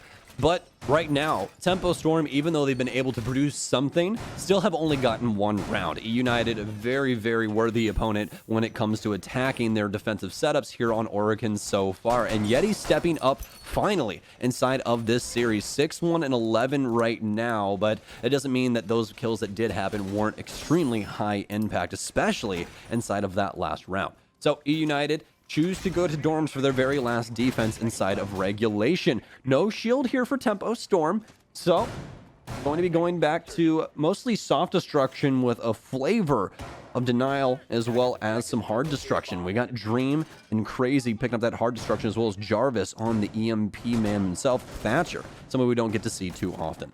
So quite a few members here of Tempo trying to work their way over towards spawn. Yeti's also going to take some heat right off the bat too. I think possibly some bad timing when he tries to go and peek near one of the windows, or possibly got caught trying to go up the ladder as well. He was Mr. Observer spotting that for us. Yeti now at 50 HP is still going to try to play up on T3. Tempo more than likely know he's here though. This is not the first time we've had a T3 play in this map. So they're going to check that one more than likely just off of principle. Whether they'll notice the other player in T2, that's the other question. Well, it's kind of going to be obvious now due to Rexon shooting out that drone. They'll be very well aware of the fact that someone is watching that window and that it's more than likely not the T3 player. Start to waste away the magnets here as well. He throws another one in. I believe it might have got caught by the frag grenade because I think he threw it a tad too early, so that may be a bit unfortunate. That was indeed the case, but nonetheless, they're continuing to delay as the first minute of the round is now gone. This poor Frisbee getting blown up. But Rexon going to dip back into the attic and leave Yeti on his lonesome all the way upstairs inside of T3. Not the worst thing in the world, though. He can still delay so much time here. Already 1 minute and 10 seconds in, as I believe Mark begins to prime a grenade. We'll see if he ends up bouncing one off the wall here, but obviously not a grenade in his hand just yet. EMP comes in, not able to do anything about it, and the frag grenade soon to follow. Let's see if it's able to do any damage. Not very much damage to Yeti, surprisingly enough, as Tempo continue to try and deal with him, but no, it's actually Dream from underneath that takes him out. That's 3 frag grenades dedicated to a singular player, as Yeti decimates half the timer inside of the 3rd tier in tower. Dream was just starting to get upset. He's like, let me handle this real quick. Took him out. Thankfully deals with the threat at T3, but as you said, wastes a lot of utility in the process, and not just utility, but time as well. They're down to only a minute remaining, and they've gotten virtually nothing on the map control side of things here. Yes, they have big tower. They seem to have a small amount of control over towards either garage or the front door as well. That's not really a lot when you're trying to execute towards kids here. They still have a lot of work to do and not a whole lot of time left to do it. Dream, of course, will move up to that attic window and quickly take out the reinforced shield that's sitting there. He has the torch to make quick work of that. Crazy will also enter master bedroom door and start to take down the walls that lead over into Ames as well. Well, the good news is even though the timer does seem scary at 35 seconds, that's still so much time inside of siege time. So Tempo Storm, not exactly par for the course, but do now have the angles open as well as the presence around the area for these cutoffs, so that eUnited are going to have to contest these gunfights over and over again. Pre-placed Nitro cell for default, plant for Grixer, so just going to wait for the call and eventually blow that up when they inevitably go for it.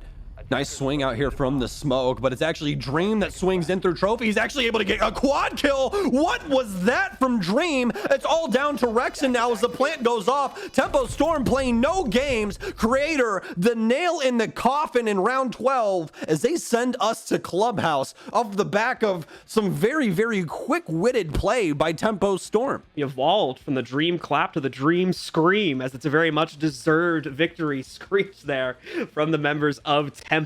They take a very dominant opening half. Obviously some bumps in the road when it came to the second half, and a lot of that is due to the playstyle from eUnited. But regardless, Tempo are able to take control over map number 1 and set themselves up for victory, and more importantly, survival in the league. As remember, this will determine one of the 2 teams heading to relegation once the season is over. eUnited are now backed up against a wall, and they've got to recover on the next map. Otherwise, they are going to be looking at that relegation match. Stokes, any closing thoughts from you here?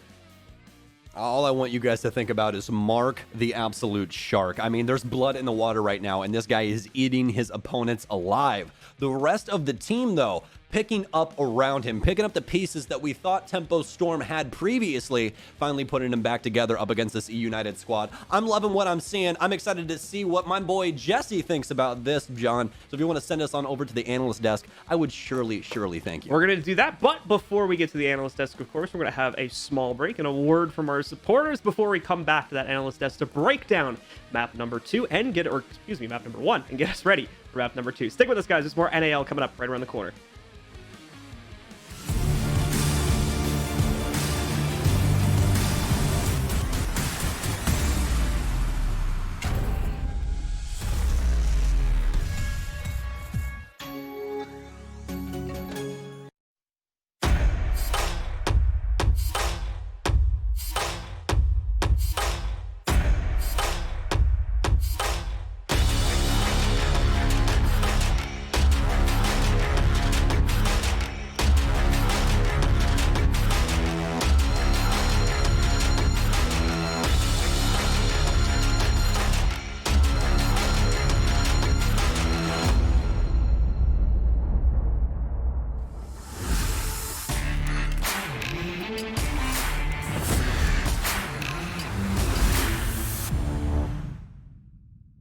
Welcome back. What a dogfight, ladies and gentlemen. Both teams desperately trying to avoid relegation. Tempo starting strong, up 5-0 at one point, but then eUnited battling back, but it wasn't enough. Too little, too late. Tempo Storm takes map 1, Oregon. Veli, Jesse, this was actually pretty fun to watch. At the beginning, I was like, what is going on? But it was a little bit of a barn burner towards the end there. Let's talk about the highlights here. I mean, it was extremely fun, but it was really fun watching Mark go off in the first half. As you see, look at the right side of your screen right now, sitting as you see 6-1, 10-1, 11-1, 12-1. It keeps rising. But the rest of the team on Tempo Storm, I mean, they put the hurt down on the eUnited pretty hard. I thought this was going to be a blowout, to be completely honest, but the fact that eUnited even almost got this back to a respectable game and had a chance to win the map, that's insane to me. But it just shows that these teams, their lives are literally on the line. You go to relegation and you lose your spot, and you can wait a whole year to be back here. Oof. Yeah, I mean, I was really impressed by Tempo Storm in this matchup. I did pick them to win the whole thing, but particularly in that first half, I didn't think it'd be that dominant. This is the second time that they've won this Jesse map dropping in that. team By the way, I history. picked them. Well, just in case anybody forgot. But no, this is the second time they've won this map in team history. It's also the second time they've gotten 7-5 over eUnited. Dream, scream, dream, scream, dream, scream. So I was Sorry. really impressed by that. No, you're good. Dream kind of echoed how they must be feeling. Yeah. Oh my goodness. I mean, forget the dream clap. That just one of my favorite Yes. moments that we've seen. But I'm sorry, gentlemen. I got a little distracted there. We do have your stats up on the screen right now. And yeah, there's Mark. You were talking about his 12 kills. Right. Creators really showing up. And of course, some strong performances from this whole team. Tempo Storm, that was such a dogfight, like I was saying earlier. But I think Veli Mark heard us talking smack and he clapped back because his stellar performance just invigorated his fellow teammates. You could feel that energy. Veli, I just think his ears were burning and he just was like, all right, I'm bringing the fire now. I mean, look at the journey is beautiful, especially for Mark, right? I mean, let's take a look at the last 4 series he's been a part of. We look at TSM and Oxygen, where he went 4-14, 9-15, and then after that, he went 18-10 in one map, and then came back and was 12-1 by half, I believe, or 11-1 by half. Ended the map 12-8. That is remarkable. Mark put his team on his back when it mattered. And look at Tempo Storm, but it's not just Mark though. I'm pretty sure Jess was to talk about it. Creators, Dream, everybody stepped up big to help the Kells. One thing that Mark did that was important to me is the fact that his roam game was just way too strong. A lot of teams have a utility burn meta on defense that's burn time. Not Mark. Mark was holding down choke points like no other. We all remember the down low basement hold where Mark wide swung Rex and got rid of him, looked towards bunker and got a 2K. 3K total for the round. I believe he almost got a 4K. It was insane. Mark has been outstanding. When you have that type of roaming presence on your roster, that utility burn meta and everything else just goes out the window, and you open up so much more for your team. By Mark roaming so successfully, he opened up the door for Jarvis as well, who was roaming as well on defense. Sorry for saying as well so many times, but he opens up a lot for Tempo Storm. If he could bring this type of heat to the second map, this could be really dangerous. This could be a 2-0 for Tempo Storm. I totally agree. I think what was so fun about that map was to see Mark pop off and then just like really his whole team like feed off of that energy. Yes. And you were talking about creators. He's always pretty phenomenal, to be honest. But really the whole team, Jesse, I thought that they looked really sharp. Tell me why you think they were all doing their jobs so well, why they were all playing so effectively. Right. I mean, I think Mark stole the show in that first half, particularly. He actually ended not as the kill leader in the server, and that's because he kind of crashed after the first half. He was less effective once we swapped sides, but you don't want to take anything away from the impact he had in that first half was monumental, and so he's going to be the MVP in my mind for that map no matter what. But Creators was obviously doing a great job fragging as well, also on that roam for the majority of rounds, making sure that he was getting around that map and getting those opening picks in round number 1, just making sure that his kills were consistent. Obviously, he kept up more so when they moved to attack as well. So I love to see that from Creators. I thought Dream was a really big player on those 2 attacking rounds. They didn't win many attacks, but the attacking rounds they won, Dream was a big part of it, getting the plant down as Monty for the first one, and then just running through the bomb site, fragging to his heart's content in that final round. That was really beautiful to see from Dream. Might explain the scream that we saw him display a little bit after. But yeah, the whole team. I mean, Jarvis was playing a couple more of those intel roles, playing that Valkyrie on defense, no doubt. That helped out Mark get some of those kills, and of course Crazy, finding the kill feed relatively consistently as well. So it was a team effort. Mark's going to be the highlight player of that matchup, but you can't take anything away from any member of Tempo Storm. Yeah, all of them playing so well there. And really quickly, want to get to our community poll question. It was, who has the better entry, plus negative today, in the battle to stay out of relegation? Okay. Rexon or Creators? That's a great question. Creators. Actually. Yeah. No. Mark was laying the hurt on every entry striker on that roster, so 77%. For someone with Rexon. I did United, vote Rexon, to and- be fair. I mean, Rexon is It's dirty. Rexon. It's filthy, like so good. Both of these players are Yeah. phenomenal. So thank you so much for participating in the community poll, everybody at home. But super excited. Let's get Clubhouse Map 2 rolling, and I'm going to send it on over to Blue and Stokes. All Take it right. away, gentlemen. Woo! Thank you very much.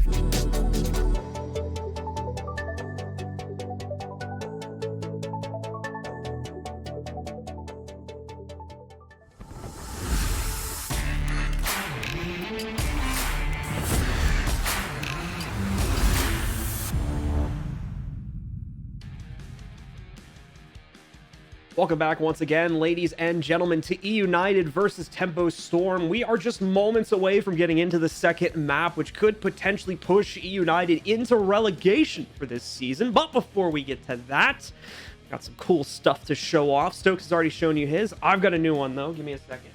Oh, what? They finally got you It's it? heavy to lift because it's got so much power. This is the Predator Helios 700. I've been having a lot of fun with it since I got it yesterday. This is an incredibly powerful laptop. It's, in fact, if you can believe it, this laptop is more powerful than my computer that I'm currently watching this game on as well. It's also got, and this is the real kicker, better cooling than my current computer has, because hidden in this thing, there's an i9, there's a desktop grade RTX 2080. There's some powerful stuff in here, man. This is a crazy laptop. Be sure to go ahead and check it out. That's the Predator Helios 700. I'm actually really jealous. I have the 500 series, which is still an extremely powerful laptop, but I don't have a desk grade RTX 2080 in mine. And you said the cooling is even better? That's some crazy stuff. I don't even know how that happened. I was testing it with Siege. I never saw the GPU go above 60 degrees. And on top of that, I was getting over 200 frames per second on the dang thing. So it's a beast, to be sure. But let's get into the match, ladies and gentlemen, as we are pretty much ready to start with Clubhouse here. Let's get into it. It's eUnited versus Tempo Storm. And like I said before, eUnited is on the brink of potential relegation here if they don't swing it back. And quite scary. So eUnited going to be our first ban here for the offense, getting Hibana off the board, something we haven't seen rudimentarily, at least, on Clubhouse for quite some time, but nevertheless, she is going to be removed. Maverick going to be off the board as well, which is going to leave up our good friend Thatcher once again. We're going to see this ban starting to become more and more common. Like we said, it's usually a little bit of a different combination, but Hibana and Maverick has been one that we've seen in the past as well. Maestro aligning pretty well. We talked about this on the last map. Echo is currently permabanned for technical reasons. He's in quarantine right now. So Maestro is in a very common ban that a lot of people have been drifting to as a result of that. And Vigil is actually going to be a pretty interesting one, but makes sense when you consider how essential he is for the roam games. That becomes pretty a pretty often thing that you'll see on some of the sites on this map. Not as much as other maps, though, which makes it kind of an interesting ban.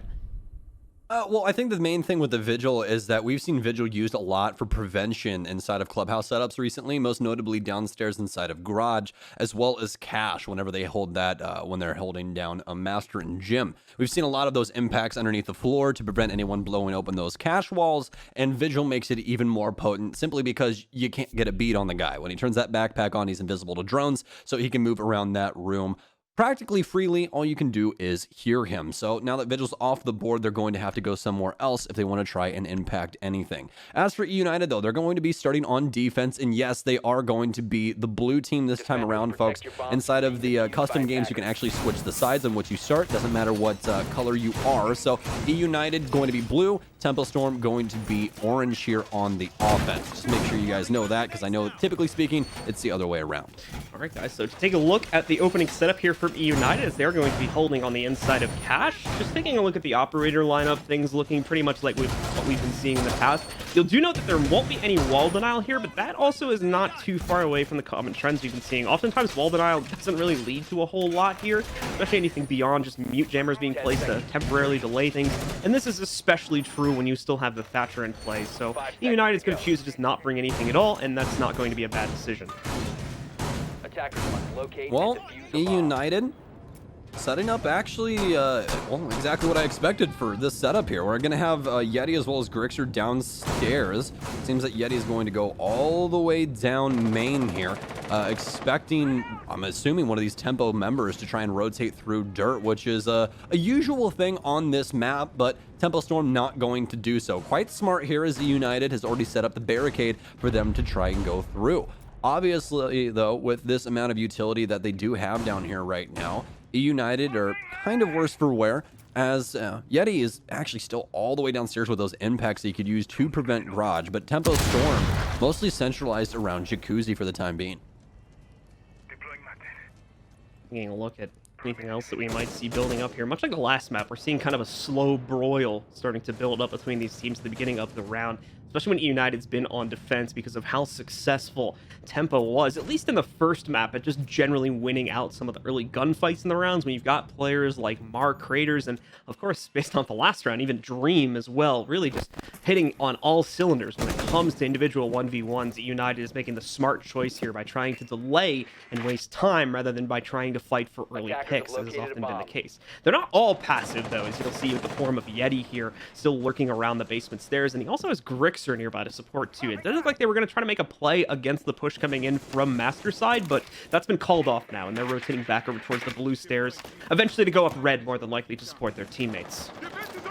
The main problem is right now for eUnited is there's no one inside of the stage area to prevent this thermite from going off. They send an impact, but it doesn't land, and now this wall's open even though eUnited planned for the prevention. This is a botched round so far from eUnited. Toxic Babes going off already as well. So good pressure here from Tempo Storm as they've got complete rain all over construction until Yeti peeks out of the door. Mark not ready for the very aggressive Yeti as he peeks out through the single breach. Next breach coming in though now is Dream pumps open plat. Diffuser has been dropped.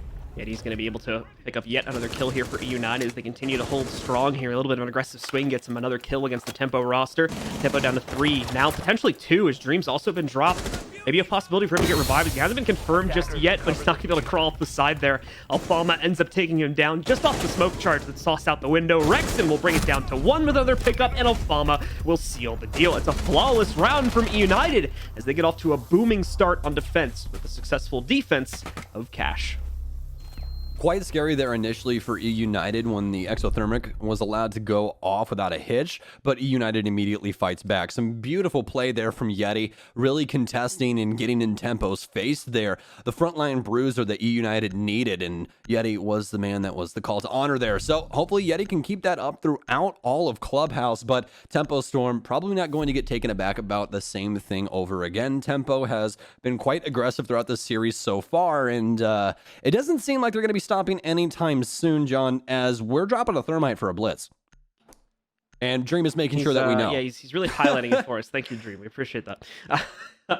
So indeed, the blitz is being brought in. This became more and more of a common thing at the start of Stage 2, primarily because I believe Dark Zero started to use it quite a bit, and quite often it proved to be pretty effective too. So this is going to be an interesting pickup for Tempo, and we'll see if it works just as well for them as it has sometimes worked for Dark Zero. Blitz is a very, very strong operator in certain regards. The thing that he's really, really good at is dealing with shield players like we were talking about before, mainly because you can actually stun people through those deployable shields. And this used to not be a thing all up until they put the slits on those deployable shields. But now, since you have vision through those, if he ends up setting off that shield in front of you, then you're blind, and Blitz is allowed to just walk up and do whatever he wants to you. So not the most fun, but there's a lot of other things that you can do as well. There's obviously the real pressure that Blitz brings to the table. It's a man running at you with a shield that can possibly stun your vision and make it where you can't see. There's a lot of things that can be done with Dream inside of this round. We'll see how Tempo tries to apply Blitz to this round. Taking a look at Dream, nothing amazing going to come off right off the bat anyway. We are going to see him go over here towards the jacuzzi balcony, and he more than likely is not going to be alone in this. There should be a couple other players grouping up with him. It is reinforced, so he's not going to be able to do much to get past that wall right now. He's kind of just got to sit here and do a bit of drone work, but that drone work's going to be a pretty short stay, as Yeti's already on that hole, and he quickly pops off the drone before it even gets inside. Yeti knows he's got more pressure on him, so he's going to have to go off drone duty temporarily here and start watching out for actual players to begin swinging his way, since he knows that the pressure is going to start to broil up, of course, forced from the Logi direction and soon from the wall where Dream was trying to drone a second ago. Oh man, just noticing this now for Tempo Storm, they actually don't have any vertical play operator inside of their lineup right now. So instead of bringing stuns on the Ash, they've brought breaching charges to pair with creators for this verticality that they're going to need inside of Kitchen if they go for it. Big pickup here for Marcus. He motions up red, takes down Yeti, still has to wait for one, and he wins the secondary fight as well, as that's a double for Mark on the round, taking down Rex and in that pair with Yeti. So big impact so far on these roamers as eUnited loses a mark on where Tempo was. Good drone placement at the top of blue. It does spot at least one of the two players trying to move up blue and begin to get aggressive against Mark or another member of Tempo Storm. Dream will be able to take down Alfama, probably as a direct result of that drone intel coming in a few moments ago. And also the second player that was here from United, not anywhere to be seen, but Kansan still has positioning on the inside of Garage, and he can certainly still make an impact. He's going to walk right up to the backside of Mark, take him down. Doesn't seem to have an interest in sticking around to go for more than that, though, as he's quickly going to fall back down through blue and maintain a position down here. 2v4, though. Main reason why we see that player fall back so efficiently. Grixer also holding by the main stairs, and Kansan going to be able to get one from the outside hallway by Church as well. Kills Creators trying to push in from Moto. Now all of a sudden, it's been flipped, and we're down to two players from Tempo. Dream moving in, gets a brutal frag against Grixer, and a headshot in the downstate to finish things off. Kansan with the wrap, though, could trade it right back. Misses the signal at first, but he gets them both! And Kansan clutches out the round for eUnited.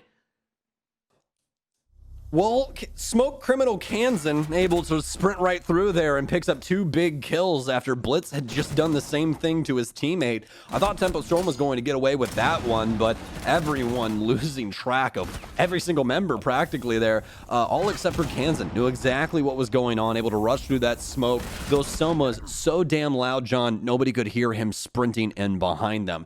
Some very, very heads-up plays here from eUnited so far, but I mean, that round right there, a huge, huge botch from Tempo Storm. I mean, 4v2, the last two members of eUnited are downstairs. That's where the crosses need to come in from Tempo Storm. They need to dominate those angles in order to get pressure onto site. In a 4v2 on Clubhouse, that's probably going to be one of the most laid-back plans you've had in quite some time. But instead, they solo pressure main stairs as well as blue, lose both of the gunfights, then inevitably try and rush downstairs through a smoke, get the pick, but still lose out the round because of a very nice play from Kansan.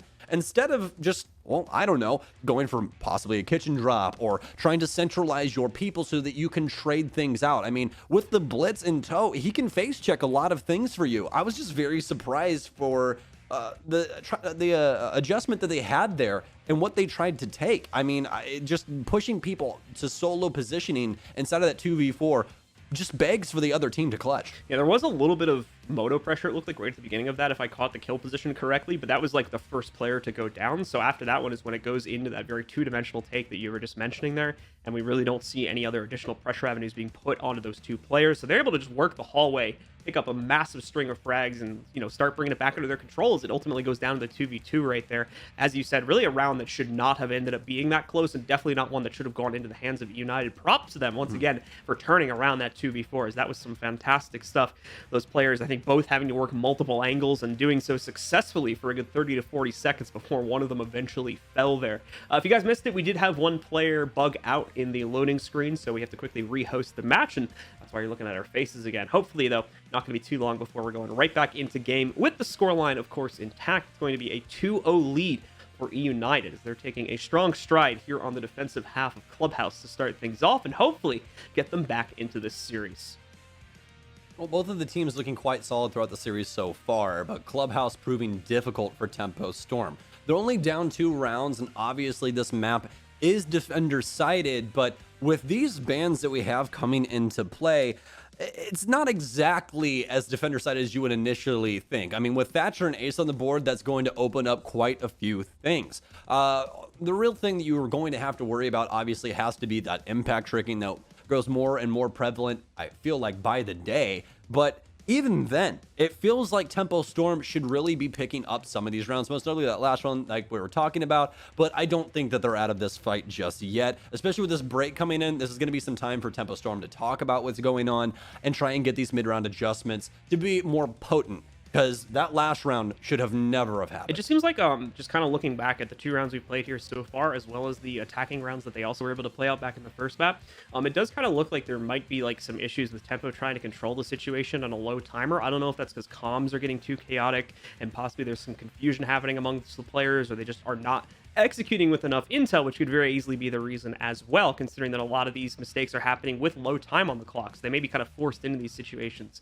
But the important point to this is that United has noticed that. United is absolutely abusing that by trying to take that passive stride. And they've even started to get a little bit more aggressive in early round, as we just saw with that start there. Obviously, to, you know, mixed results, but when it comes to the late round, they are definitely trying to push the passive node as far as they can and then force Tempo into these really awkward executes, which have really been tripping them up more than once, both on this map and the one that we already played back over on Oregon. Yeah, well, the thing is with eUnited, especially inside of that last round, was the pacing switch up. We saw Grixer as well as Kansan get crazy aggressive when they got down to that clutch time, you know, the 2v4. They start swinging a lot of angles, trying to catch people off guard, and that's exactly what happened. That's why those solo pushes that were happening for Tempo Storm were ill-advised. You need to stay around your teammates and try and get it off on low cost, because when they try and push into what your setup is, you can obviously either trade or just get the initial picks, because you have that man count into the 4v2 that's more than likely going to be winnable, especially with a blitz on the board. All right, guys, we have all 10 players reconnected into the server, so we are just doing some last second settings here, and then assuming that there's no issues with any of the players loading in, should be good to start, folks. But away from that, once again, a 2-0 lead is currently set up here from eUnited if you are just joining us. A 1-0 lead in the overall series, however, has been established for the folks on Tempo Storm. They just took control over our first map on Oregon, and if they can take this one, they're going to send eUnited into a relegation match later on at the end of this year, closer towards the end of this year, for relegation and potentially elimination from the North American League. So we'll have to see if they can survive here and take this to a third map and try to flip that situation and that very unfortunate scenario onto Tempo Storm. We are going back into the map now, guys, so pending any major issues here, we should be live again in just a second, and everything looks good here. So I think we're heading back into Operator Select in any moment. I believe so as well, my friend. I will say this, though. Both of these teams definitely surprising today. Most notably, Tempo Storm stepping up in a lot of ways with this squad. There's still some rough patches every once in a while, but for the most part, they've been able to find some smooth water and continue pushing the boat forward. So North America as a whole looking quite strong. It really seemed as though Tempo was the caboose on this train, and they're trying to move their car up further and further. Seems really the wild card with these 6 picks today. He really is. He really is. So now bringing a Ying to the board. But what I was trying to say is eUnited, the team that we really didn't expect to be at the bottom of the pile, all of a sudden in this very, very weird conundrum with Tempo Storm, where Tempo seems to be back to form for the most part, but eUnited still fall into this, hey, we keep every single game competitive thing, and Tempo Storm might be able to close out this series if eUnited are not careful. All right, well, we'll see how the Ying 6-pick will work out here for Dream. Obviously, the 6-pick having a little bit more effectiveness on the attacking side. Most defender 6-picks will get revealed during the drone phase and are usually pretty readable anyway for my interpretation of them. But you can oftentimes hide the attacker 6-pick a little bit better, and that may be what Dream is trying to do here, both in this round and the last. We'll see if those Candelas are able to catch anyone from United off guard here.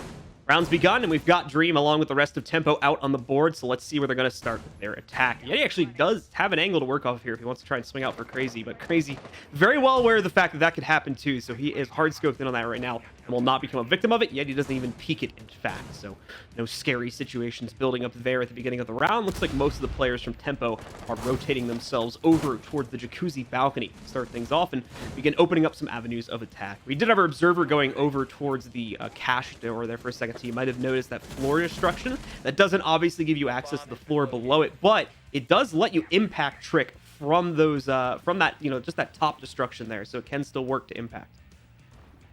Absolutely, those impacts can have a big influence over the round if he's able to get rid of any of that hard destruction. But 2 Selma charges already down for the offense as they now have Jacuzzi open. No secondary utility that's going to assist in a lot of these burns. We do have Dream and Crazy with some, but both assigned to Smokes for the time being. We do indeed have Dream still on that Ying, so these Kandalas could have some influence over the round as well. As for eUnited, though, still sticking to this patience game. Could see them wide swinging some things here as Yeti steps out once again, but Dream good for it this time around. I'm actually very surprised that Dream won that. Looked like he was going to get caught on drone, so luckily was either able to catch it from the drone POV or just managed to hop off it at the perfect time to be able to catch the run out. Either way, pretty unlucky for Yeti as he had a good lineup for that one, and unfortunately is going to become victim of it instead as Tempo gets the opening advantage to work off of here. Bit of hesitation following that, and they've got a good amount of time to work with. Of course, the wall's already open with still over a minute to go. A little bit of trouble getting the bathroom open as there's a mute jammer on the other side of that. We'll see if they're able to deal with it and still get access with their third and final Selma charge in a moment here. Dream starts this off as well as he's going to be able to get the second consecutive kill here for Tempo Storm. Starts chucking those Candelas in. It's going to blind Kansan even though he's all the way in the next room over, but it also acts as a siren call that someone's going to be dropping into that hatch. Kansan rotates his position and is able to take out Dream. Grixer as well gets a double on the Nitro cell. Mark's going to try to bring this back. Starts it off with a very nice shot against Kansan. Jarvis will also have success in taking down Rex, and now everything falls to Grixer. He's in sight. Might be able to try to move in here to deny the plant, but he's cautious and with good reason too. But might be a little bit too concerned. Maybe not. Swings back up to the top stairs, takes down Mark, and now it goes to a 1v1 between him and Jarvis. Well, this is some major problems here. Grixer currently 3-0. Jarvis been in this game so long. Can he do it once again? He can. Nice move from Jarvis there as he goes through the rotate and steps through the angle as soon as Grixer backs up. That's professional play there for you folks. Just one little misstep inside of timing and Jarvis is able to win a round off of that. Some clutch plays coming out from Jar Jar. Let's see if we can continue this on as Tempo Storm pick up their very first round here on offense. Did you just call him Jar Jar? Yes, I did. All right. Binks, actually, that's his last name. Oh, is that actually his last name? No, it's Okay, not. I was I'm going to say, there's no completely way kidding. that lined up. No, it's right. Samuel Jarvis, if I remember correctly. You're not allowed to call him that, community, by the way. I'm not going to let that happen. I'm not gonna say it ever again. No, we're not. I'm refusing to let that happen. Please don't do that. Why not? 'Cause I know he'll hate it, and I'm trying. I'm saying no for his sake. Oh man, no, but overall, really good round there from Tempo Storm. eUnited showing quite a few cards that we haven't seen very many teams using. Most notably the Nitro underneath to prevent anyone from blowing the wall for bathroom. I haven't seen that one done in a little bit by a squad and have it work to the same effectiveness as we saw it work inside of that last round. But some really good calls there from Tempo Storm. Mark making a nice adjustment as well as rotating towards logistics with an on-the-fly call to make sure that Jarvis got that diffuser down. So Tempo still having a fighting chance here inside of Clubhouse.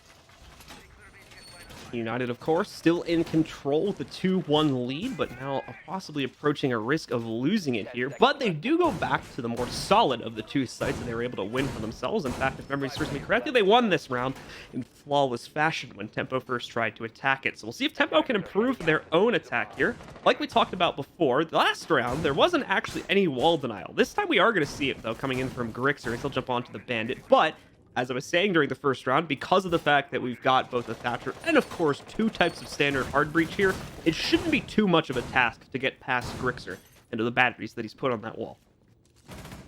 Well, I think that the reason that they're going to be playing the denial here is because of the positioning from eUnited. They have Yeti down in the bottom of Garage, not only to use his impacts to keep the garage locked, but also prevent anyone from moving into stock. So Grixer's going to be able to do quite a few things here, all except deny the wall, because, well, the wall gets blown open. EMP up against it, and I believe Grixer had a battery in his hand, so he's not able to shoot off the battery, or not the, well, actually, excuse me, yes, the battery that had been disabled by the Thatcher. So nice pickup here from Tempo Storm as they continue to pressure the wall, get their initial pick onto Grixer, and are now focused on a garage. They actually get Grixer, I think, just while peppering the soft wall that goes into cash as well, so they get away with that one. Grixer definitely not going to be happy about the results that transpired there, as it was Craters who was still out on Repel that managed to pick up that kill. Might have got a quick glimpse of him, but just had to follow him through the soft wall there. Either way, advantage to Tempo Storm for the second round in a row here. A lot of drone work being done over on the Logi side of the map, and of course the bedroom side of the map too. They want to make sure there's no additional roaming presence that's been set up here, so that Dream and more than likely Mark, as we just saw drop in through the hatch there, are going to be able to move in and take control without too much of an issue. As Stokes was mentioning before, we do still have Yeti downstairs looking to make some impact. He's going to throw the impact out and take down Craters on Repel. Nice play from him. Quickly darts back to the inside of storage and is going to go down the hatch to save his life. Yeah, there was not really any pressure happening on the wall, so very intelligent of Yeti to know what this take was going to be. Instead of going for a garage setup here, Tempo has adjusted their sight lines over towards construction. So Creator's entire job there was to hold off the garage player. That's why Jarvis has now stepped up onto Plat. They need to prevent any crosses from happening here when this diffuser starts to go down. Limiting a lot of eUnited's successes is paramount in order to get that diffuser placed. So Kansan with a nice punch hole here does some damage, but it's Mark to strike first as he takes down Yeti. We have Dream step up inside of the bomb site, but immediately gets eviscerated. Alfama following through as Mark tries to pressure Red, but Kansan's all over the place. He's shutting everyone down, and it doesn't even matter if you want to try and force it crazy. Rexon's still inside of the garage, and he's still got a gun with bullets in it. Rexon cleans things up for eUnited as they find their third round. Yeah, so despite multiple avenues of attack being opened up there by Tempo Storm, in addition to the opening advantage going in their direction, a small aggressive play from players like Yeti, as well as a solid hold at top Red from the two players that were doing that on eUnited, are able to turn the tides and bring that round back under solid control from eUnited as they take cash control for a second time in this half. Up to round 5 now, and they're going to continue to just rotate around the loop here and go back towards basement as their next site. All right, well, headed downstairs as you just said. Overall, so far between these two, eUnited's been really, really willing to change things up on their playstyles. The little playmaking that they've been able to do mid-round has been the big deciding factor so far inside of their clubhouse defense. As long as they're not able to get away with that, it seems as though Tempo's able to get their rounds off, but eUnited's able to either change the pacing or get some very important picks later into the round that leaves Tempo Storm stumped. So Tempo just need to tighten up around the outside of the ship, make sure all the ropes are tied down, you know, good stuff. That way you don't flip over and, well, inevitably go to the bottom of the ocean. That'd be a big problem, wouldn't it? So Tempo Storm still need to tighten down all of those hatches. So far, though, the adjustments that they've brought to the table, not necessarily the worst thing in the world. They are going to be bringing Dream back with the shield.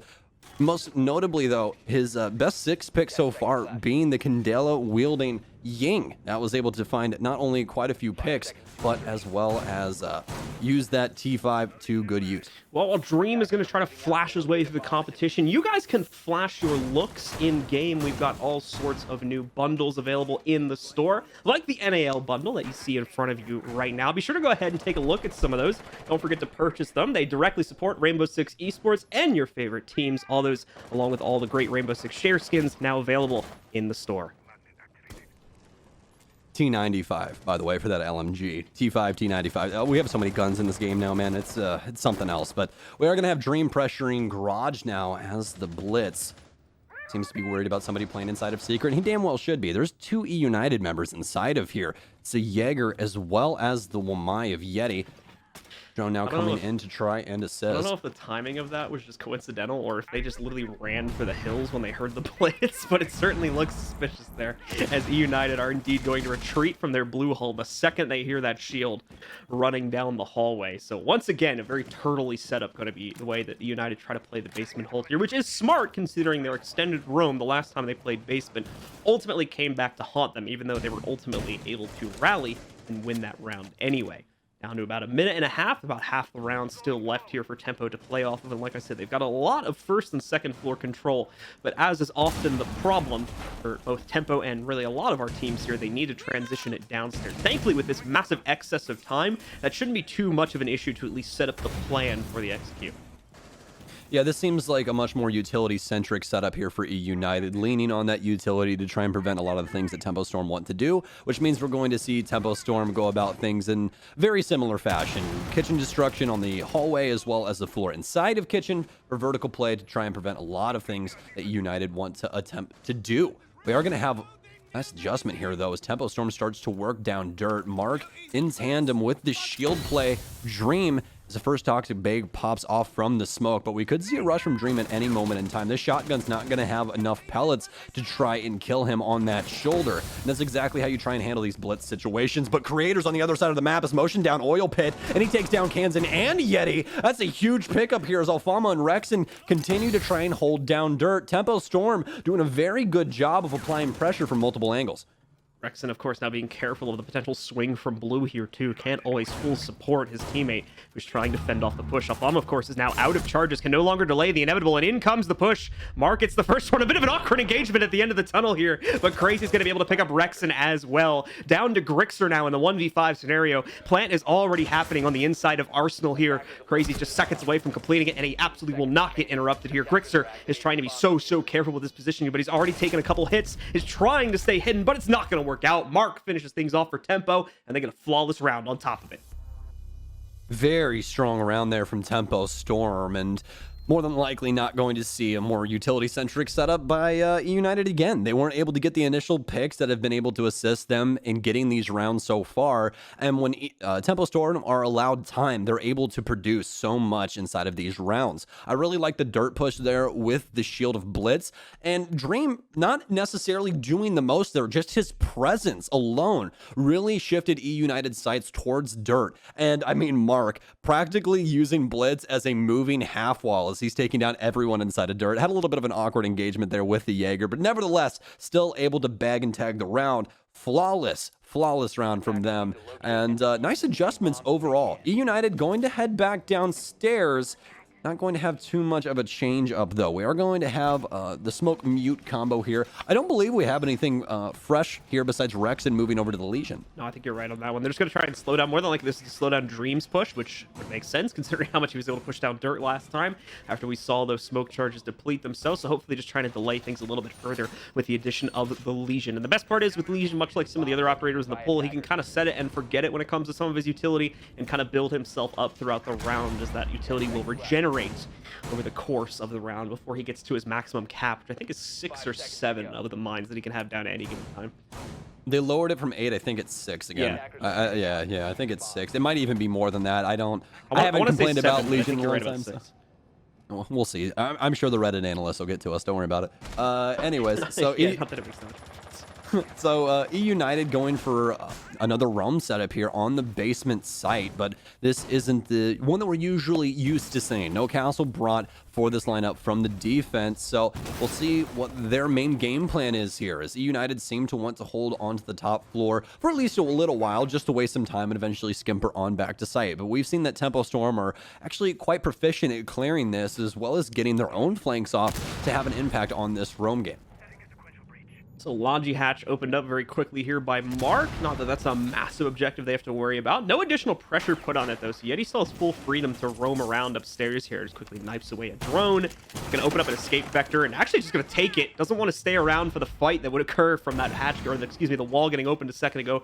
Dream more than likely heard or has an inkling that this player fell back recently though, so they are being cautious near the hatch in the general area surrounding it, just in case it was a false noise meant to throw them off and that player is still indeed hiding upstairs. Yeti could get a lineup here in a second. I can see that silhouette in the distance. I'm just not sure if he sees it and if that player is actually visible from this perspective. Hard to tell, of course, but either way here, Creator's actually a really good stun. Gonna go right into the face of one of the members of eUnited, whether he realizes it or not. Sees the foot, doesn't shoot at it yet, though. Wants him to swing, but it's gonna end up costing him, as they'll end up trading each other in that situation. What? Both somehow get headshots. That was a crazy flick from Creators right there. I'm at a loss for words. That's how crazy that was. Oh my goodness gracious. eUnited finally skimper on back after Yeti gets taken down on kind of a weird play there towards the strip hallway, but still able to bag Creators. So big pickup for them is they're limiting Tempo's success inside of round 6. Tempo, though, now have top control. They just need to get down to the mid floor and start making some efforts towards getting some pressure onto site. Still have Dream on this blitz. Could have a big effect over here. Is Tempo not really having a lot of work done so far? eUnited completely centralized around the downstairs area, which is exactly what we expected, but only some real work done inside of kitchen. Actually, no, that's just a black blob on the floor, so no verticality done at all until Mark's finally able to get some done inside of the kitchen area. And with only 30 seconds remaining, this is probably going to be a low effort execute here for Tempo Storm. He said very, very low time remaining here. Tempo very much gonna have to force the issue. They don't have time to open up the church wall, really anything downstairs here. But as we'll see, the breach will come in. Grixer with a great adjustment there. Looked like he might have got caught for a second, but thankfully it's the shield player pushing him first. Gets an opportunity to take him down. Despite this though, Mark and Crazy making the impact they need to get into sight. Kansas is gonna shut it down, along with Alfama though, before that gets to a dangerous point. And United will still control the round, giving us the expected result we were looking to see at that point. Dream got eaten alive as soon as he tried to sprint inside. That was terrible for him. But I guess nice attempt there by Tempo Storm. Just at the end of the day, not the greatest thing. eUnited and Tempo Storm split 4-2 to each side's perspective favor. eUnited looking pretty solid on that defense, but just making some weird adjustments every once in a while that really didn't favor them too well. So Tempo Storm able to pick up 2 rounds as they're now on that defense once again. We're headed downstairs here, and right off rip, they're going for the SSG roam. Mozzie, Mute, Malusi, Castle, Legion.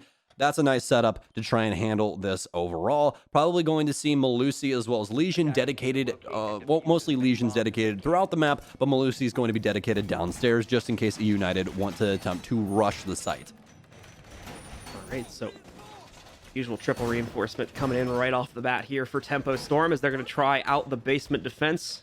Important to note the castle barricades that'll be set up here for the folks on Tempo Storm. It's going to cause a little bit of a change up in the play style here overall for eUnited, especially if they don't have the capability to take that down. But the good news for them is they've got a good amount of soft breach to be able to deal with that through Grixer, Rexen, and Yeti there. Of course, bringing the breaching charges on top of that will make dealing with those a little bit less of a cumbersome task. Either way, though, Tempo is definitely setting up for an extended roam game here. Yeti's got a really nice drone that they haven't spotted yet, so they're getting a lot of intel on what exactly this roam game may be looking like, at least on Master's side, and more importantly, giving them intel as to how they might be able to tear that apart. Well, eUnited are proving history wrong here, at least for the last matchup between these two. Just remember that both of them were previous iterations of these squads. Nevertheless, though, last time they were on Clubhouse, Tempo Storm was able to win 7-3 up against eUnited. So eUnited already ahead on round count from the previous matchup. So good news so far for them. Now they have to try and perfect some of these offenses as we've already started things off hot. 40 seconds in so far. Pressure onto the cash side as Tempo Storm still dedicated to this roam game. And there's good reason as to why they might be doing that, considering the dominance we saw from the defensive roam game back on map number 1 here. Tempo more than likely want to test the waters a little bit within these first couple rounds of the half to see if they can use that to really hamper the overall execute potential for eUnited when it comes to the late round here. It's a bit risky considering they're down 2 rounds, but we'll see how it pans out as they are going to lose quite a bit of health from taking the battle there against Rexen, but they do indeed win it, bringing it down to a 5v4. Big problem though is both Crazy and Dream can really only take 1 or 2 more bullets here now for the rest of the round. Rexon given as much as he gives, but I mean, given as much as he takes, excuse me, but still loses out that gunfight. Two people working the same angle for Tempo Storm. No one exactly expecting that, so early picks now and plenty of presence here for Tempo Storm as they're still spread throughout the entire map, and this is going to be a major problem for eUnited. Their drone economy is still looking quite good, so they're going to have quite a few options when it comes to the droning, but the problem is now is they believe that most of these Tempo members have went back to site. Alfama and Grixer have now rotated all the way over to Strip. They might actually have some presence or at least some information on Crazy. I continue to hear these Z pings going off in my ear, so they definitely have some form of information as Grixer's now droning things out. Hot ping comes in, they know Crazy's all the way back inside of maintenance as Kansan able to pick him up with the AK. Much like what we saw from the last half, though, a good amount of time being wasted as a result of this here, just spending their time trying to clear out a roamer inside a strip there. Not always an area you see quite a bit of play at this level of the game. Either way, though, with 45 seconds remaining, United can begin to set up for their overall execute. We did have a soft breach capability on that hatch right above there, so it is going to get opened up relatively quickly by just one Selma being tossed onto it, and away from that, another avenue of attack, of course, being opened up for United to try and use here. They're going to need to use it very, very soon. As like I said, time's getting low. Kansan's already dropped in with the diffuser. He's going to quickly try to open up one of the church walls. They're going to have additional support coming on that. Nitro Cell goes through, but it is going to get eaten up, it looks like. Not exactly sure by what. We'll look back on that later. Tempo will get the next kill here, though, as Mark jumps into the fight. Yeti will quickly trade it back out into his favor, but Craters equalizes things and adds another one on top of it. He's over to the sidearm now, but he falls to that. However, Mark arrives to save the day and finish off the round for Tempo as they take the first on defense.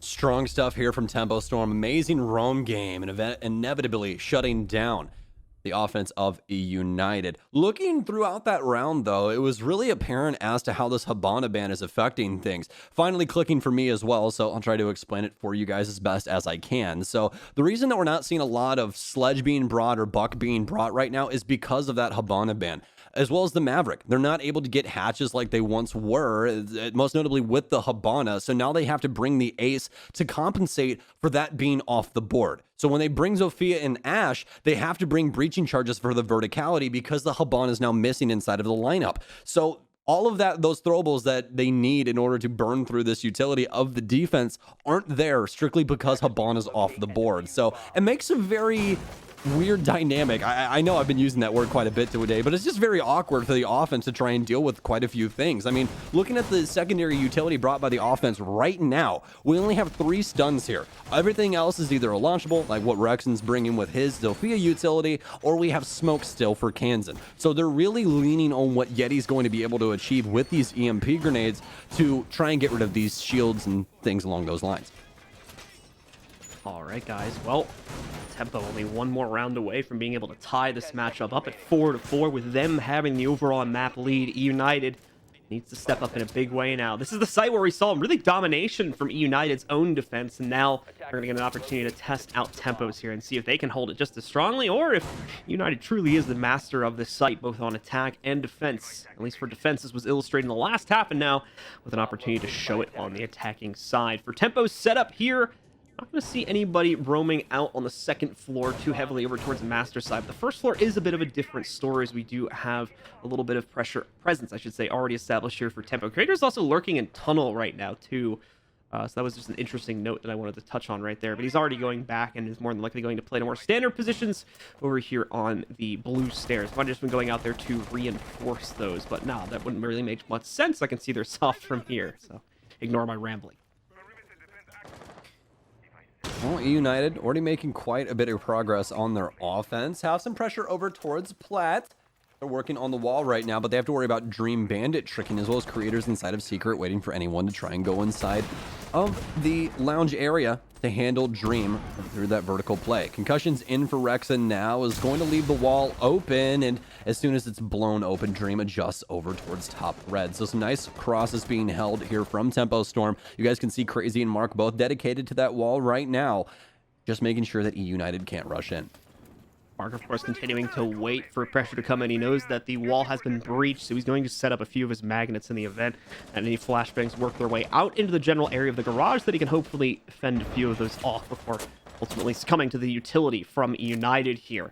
Still making good time here for eUnited as well. You've got about half the round remaining. They've already got their main breach point open, and they can spend a good 45 seconds or so here working on a secondary entry point if that is their desire before really needing to commit themselves. Mark nearly getting caught here by Kansan as he jumps off rappel up onto the actual balcony, uses one of his smoke grenades as well to mask the Selma that he's going to use to try and take things out. But Dream will actually throw a nitro cell in there that should destroy the Selma, but it more than likely got 1 to 2 of the charges off, and I'm not entirely sure if that was meant for the Selma or not, but it ended up taking it out, so that's what it was used for.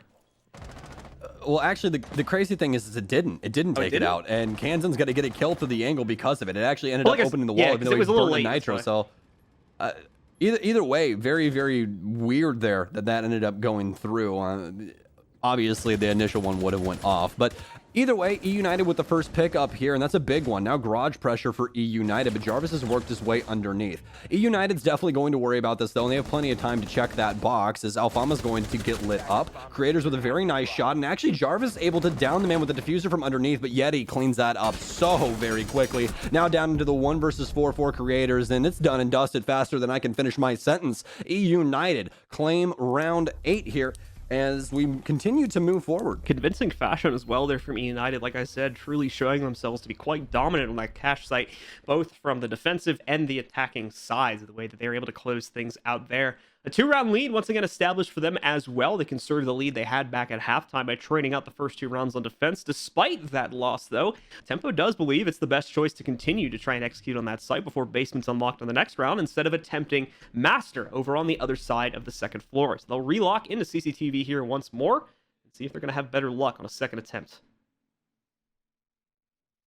We are going to be moving Jarvis away from the Valkyrie and picking up the Melusi. I like to pick up Melusi, an operator that is so influential over rounds, not only with her primary utility, but her options for secondary utility, bringing the impacts or the nitro cell. This time around, Jarvis will be bringing the impacts, so we'll see his presence probably around the basement area, centralized around garage, as well as trying to prevent anyone from getting the construction wall open. We'll just have to see how he plays it out, but he's very pivotal inside of this setup, so just pay attention to how influential he can possibly be.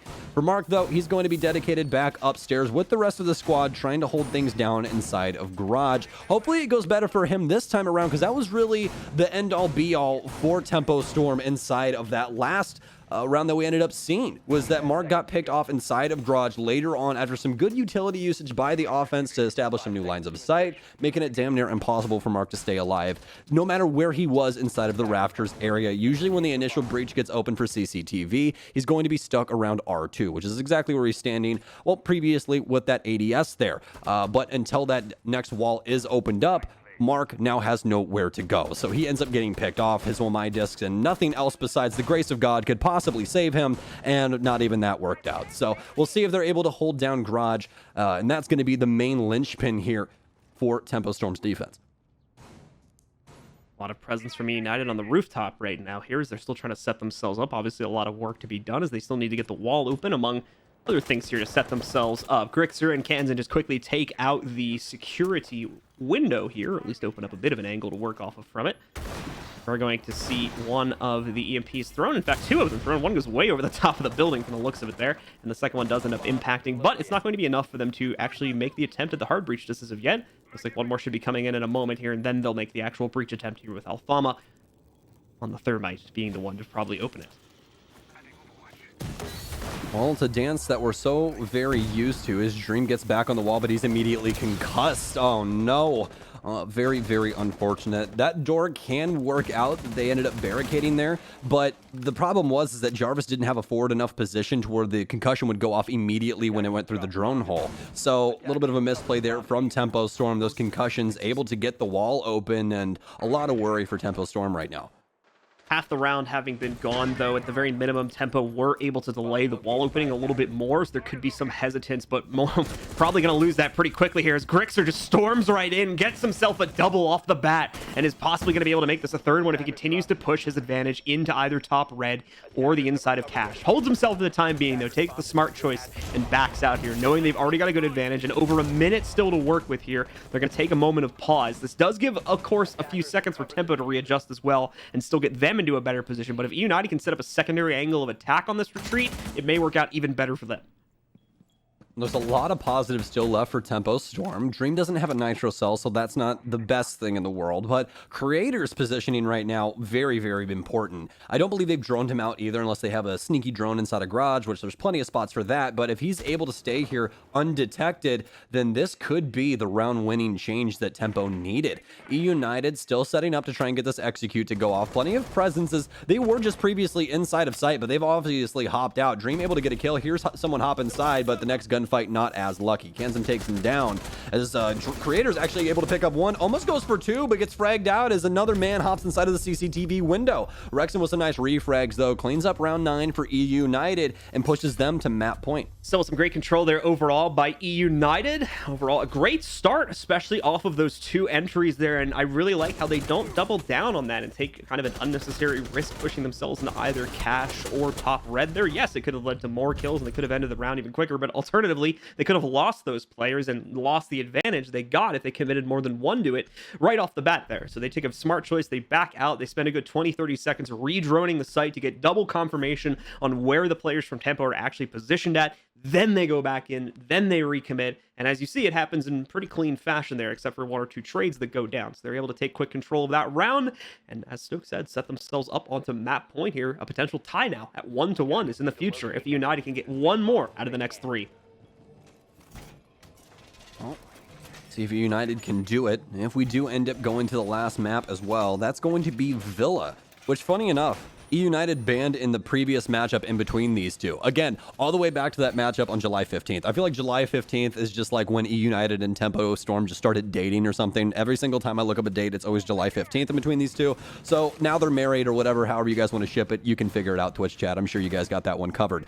Tempo Storm shifting some things up, specifically Mark shifting gears here as he's now onto the Pulse. We haven't seen any Pulse play so far throughout this map on Clubhouse, which is funny enough because there's actually a spot dedicated to this op right where Mark's standing. This is Pulse spot, right where he is. So, Pulse, a very influential operator, especially with that cardiac sensor. You're going to get a lot of intel that will help your defensive players adjust to what the take is for eUnited, since he's able to see through walls. And creepily enough, he's able to see you because your heart's beating. So that's, for all the people that hate medical stuff like me, it's a little Okay. You're welcome. So getting into the round once again here, taking a look. United just peppering some shots to the floorboards here in Kitchen. Mainly because that Pulse is down there, of course. They need to be aware of that. They need to open up some purview down below here to be able to play off of, and more importantly, to be able to dodge some of these Nitro cells, at least get better audio cues about what's coming down from below. Yet he dodges that first one that I believe was thrown out, not by Mark, in fact, but is indeed going to be chucked in there by another player. Away from that, I can't believe you think my phobias are funny, but that's cool. It's fine, John. Don't worry about it. No, I mean, I get a little woozy at that stuff too. I just thought it was an interesting point you brought up. Oh, man. Well, eUnited making some good progress upstairs so far, working on the hatches, the regular rigmarole that we're used to, but no picks happening on either side just yet. Tempo Storm, though, getting quite a bit of information from Mark, which we were talking about previously. This cardiac sensor working wonders on the main stairs. No real pressure towards the east side of the map just yet, but we might not even see any. It just depends on what eUnited truly wants here. They still have an EMP in their pockets, so there's a lot of avenues that they can take in order to handle this situation. Right now, it's looking more like a church take than anything. Alfama's going to rotate and pop Blue Hatch as well. The last remaining hard breach, obviously being Kansan, still has 3 of his Selma charges in his pocket, so a possibility of 1 hatch or a lot of wall destruction, and it seems to be the latter, John, as the wall destruction goes through, but Impact's now gone for Jarvis. Needs a follow-up here. No one's got it. Now the wall's all of a sudden open for Church. Open for business on the inside of the Church here. United have got their path to the inside. Can they actually make the push happen, though? This is where Tempo found a lot of success at the beginning of the half, and now they're going to need to try and repeat it. And in fact, they have to repeat it. As if not, we are going to be looking at an end game for map number 2. Dream gets us off to a good start, though. Eliminates Grixer. Now holds the angle against more main stairs players that may try to push in. Crazy will take the duty of watching Moto. And he's got to do a little bit of double duty here, too, because the breach is there. So he's not fully safe to sit in his current position and only watch that. bit of a complex hole that Tempo now have to work with because of that opening. In fact, they try to get aggressive when they see the tracers from Rexen.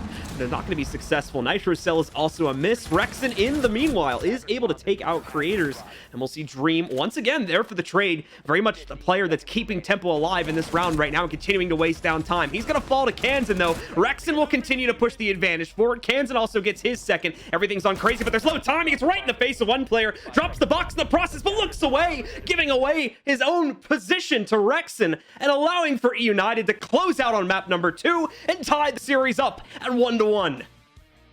What a map here on Clubhouse. Tempo Storm not able to close it out just yet, as we're going to be headed towards Villa. eUnited with such an amazing showing here. Some unique bans inside of this map with that Hib coming in, but eUnited proving worthy throughout it. Is their offense working so much better than Tempo's. That's exactly why they're able to pick up Clubhouse. Extremely excited for Villa and what we have up next, though. All right, guys, stick with it. Our third and final map on Villa is going to be coming up right after this break. We've got some analysis coming up after the break as well, so be sure to stick around as the final map of the day is coming up right after this.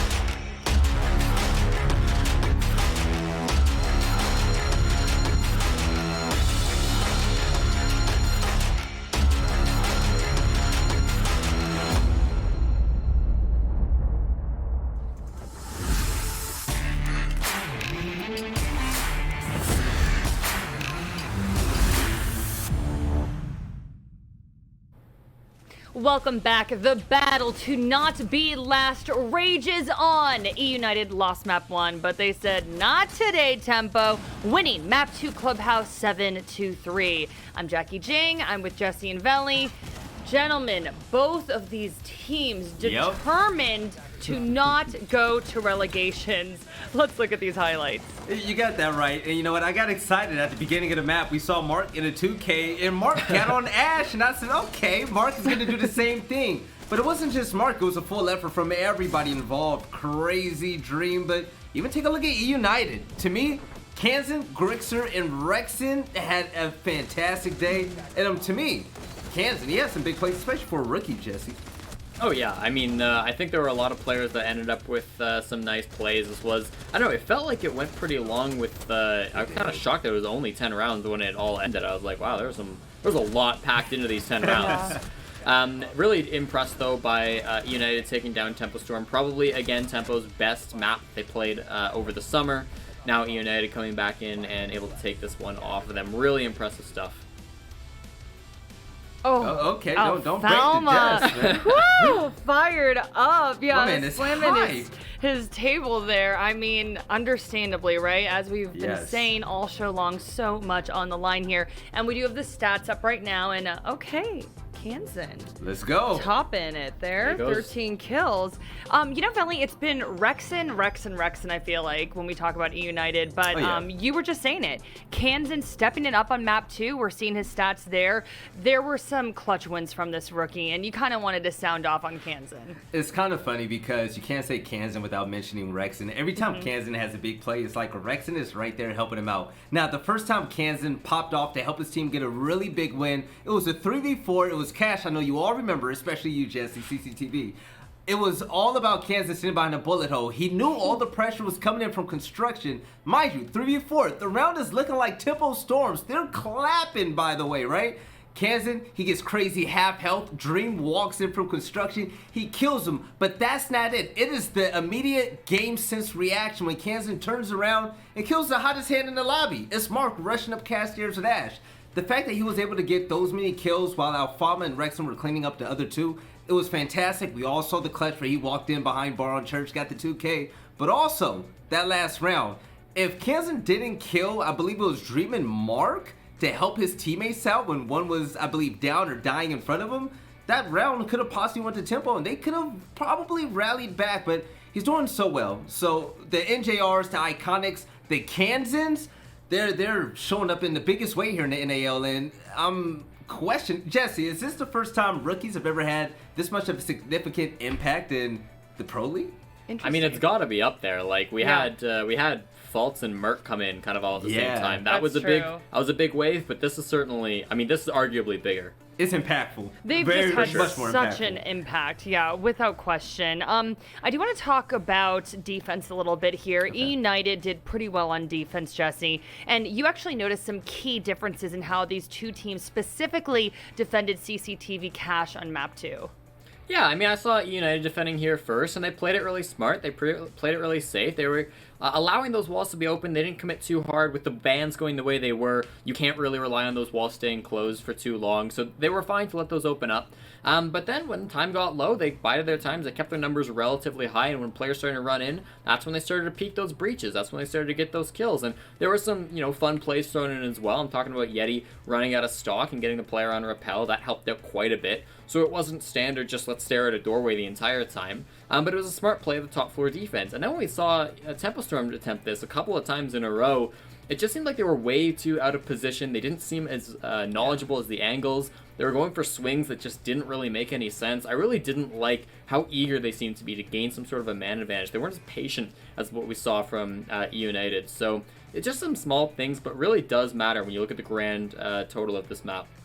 I think that they were excited off of the way they popped off the first map, Jesse. So that aggression and confidence was there. Yeah, and gentlemen, usually, we'll just roll right into the next one. But I do want to pick your brains a little bit about who you think is going to take this third map. I honestly don't know. We just saw strong performances from both teams. So y'all sticking with your picks? Or eUnited all the way, Jesse. Who you got, man? Nah, they're not closing this one out. They haven't won this map in literally over a year. I don't take it. Okay, all right. Veli is going to be sticking with eUnited, and Jesse is sticking with Tempo. But do or die, Jackie. Do or die right now, Villa, map 3. We're going to hand it over to our casters, Blue and Stokes. Take it away, gentlemen. Whew, I'm excited. Thank you very much, Jackie. And it is time, folks, for that third and final map. Can eUnited complete the comeback here and pick up a second map in a row, especially here on Villa? Or is Tempo Storm going to be able to swing back as well after that upsetting defeat back over on Clubhouse and shut things down? Stokes is with me once again. And Stokes, what do we think of it? Who's taking this one? Oh, you're gonna put me on the spot. Well, I mean, that. Come on, you gotta segue. You can move the topic on. You can dodge the question, come back to it later. You gotta. No, we rush into things here, sir. Okay. I mean, Ashmain Stokes here. Come on, we got to run in there. So, for Villa, I really feel like eUnited allowed it into the pool because they did some background research on what Tempo brings to the table on this map. A lot of teams have talked about Tempo's playstyle on this map and that you do not want to take this team to Villa. They're a very, very good opponent when it comes down to it. And their playstyle throughout the day has come back to form. We've seen them be very aggressive, and that's what we saw Tempo Storm working with prior to this. A lot of teams saying that if they played like they scrimmed, they'd be one of the most dominant teams in the entire league. Moving into this map where I feel like Tempo Storm is going to be very comfortable, I still have them just a touch ahead of eUnited, but eUnited could definitely throw them for a loop. All right, well, let's find out which team is going to reign supreme today. And more importantly, which team will be able to survive to play another day here in the North American League, and which team will have to fight for survival a little bit later on in the season. Really interesting ban coming off the bat here from eUnited, as Zofia, of all operators, is going to get taken out of the pool. That's going to make things really awkward. So Zofia offers a lot of utility for clear. We might honestly be seeing a Wamai ban here by Tempo Storm. They're thinking through it right now and mulling this over, and they absolutely should be. This is one you don't see every single day, and it's going to limit a lot of things. Tempo decides to take away the Thatcher, so all of the hard destruction alive for our Villa matchup. Let's see what our defensive ban's going to be here. I'm very, very interested in this. This is going to change up a lot of things. It's going to be the Maestro again. So Maestro and Echo going to be off the board. Final ban coming in a moment. This is eUnited's pick. So the same team that chose to ban out Zofia a few seconds ago is now going to choose to eliminate Malusi as the final ban. This one makes sense. There's a lot of choke points where you can put Banshees and really, really slow down the attack if they're well positioned. So this is a very strong choice, especially considering as well here that Zofia is now gone. So usually one of the easiest options to get rid of those is also no longer in the pool. Okay, guys. Well, Aviator Game's going to be the very first room here for United as they start on defense here on Villa. Offense, looking through the lineup here. Jackal, Nomad, Sledge, Ash, and Ace. So obviously not going to be seeing that Zofia since she has been removed. Seems as though they want to stick to more of a smoke-centric setup here. We do have the Jackal as well as the Ace to assist with that. The Jackal pickup probably for the roam game that we're inevitably going to be seeing, but we are going to 6-pick off of that. Honestly, not a bad thing at all, especially for this site. The downstairs presence is easily you can easily handle it in a bunch of different ways. Jackal is not needed to clear a roam game as much as everybody would love to think about that inside of gold elo, but here at the competitive level we have a lot of drones and a lot of good players to clear that out. So bringing the buck is going to open up the playbook quite a bit for Tempo Storm. They have a lot of soft destruction here with the Ash Sledge Buck combo, but the most notable way would be through that vertical play with Dream. So if they get a lot of intel on what's going on site, we could see a lot of things handled through that vertical play instead. So since Womai was left in the pool, we're more than likely going to see that usual top stairs hold that's been a thing for most of Stage 2, and I think even Stage 1 as well.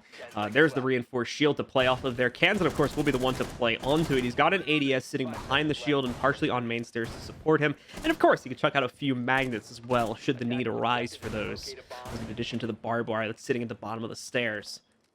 So away from that, this is pretty much just your standard setup here in terms of defending aviation in games. Doesn't look like there's anything insane happening. I don't think we have the 90 set up. We check 90 real quick to see if they've done the shield over there. Doesn't look like it. So no, that's going to be left open for the most part too. And with that being said, like I said, it goes right back to what I was talking about before, where United are for the most part just going to play into a standard setup away from that top stairs hold, which even that's pretty much just been incorporated into the standard setup at this point. Exactly. We're still going to have the members across the map that like we're used to seeing as well. So United probably not going to die on this hill, but are definitely going to be capable of getting some picks here as Yeti's playing very aggressive on concrete. He has a lot of options for himself as a stun grenade comes in, reels that MPX in as he fires some bullets through the door frame, but not able to get anything. Tempo Storm slowly lurking up towards the door as Rexon still in tow with Yeti, doing a very good job of delaying this take from Tempo Storm as they're stuck for the time being. Mark on the astronomy windows. They could inevitably shift over here if they need to handle this from a different angle. Rex in a bit of a pre-fire as he falls back through the cross angle by bathroom. That pre-fire is going to open up a room for creators to swing through in the meantime, and that gives him the angle onto Yeti. Does give him a partial angle onto the player holding inside a trophy, which is Rexon as well, but Rexon realized he's in a bad spot now. He's going to dodge out of here. I believe he's also out of ammo on his primary, so he had to switch over to the sidearm there, and that's another reason why he more than likely had to fall back here. Dream still very much trying to hunt this player down, though, in addition to taking out utility, and more than likely he's not the only one trying to do that. Rexon needs to realize he's still in the hot seat here, and I'm pretty sure he's well aware of it, but that doesn't mean he can stay alive. Jarvis gets the lineup on him through the top of Astro, taking down Rexon and continuing to push the advantage for Tempo even further.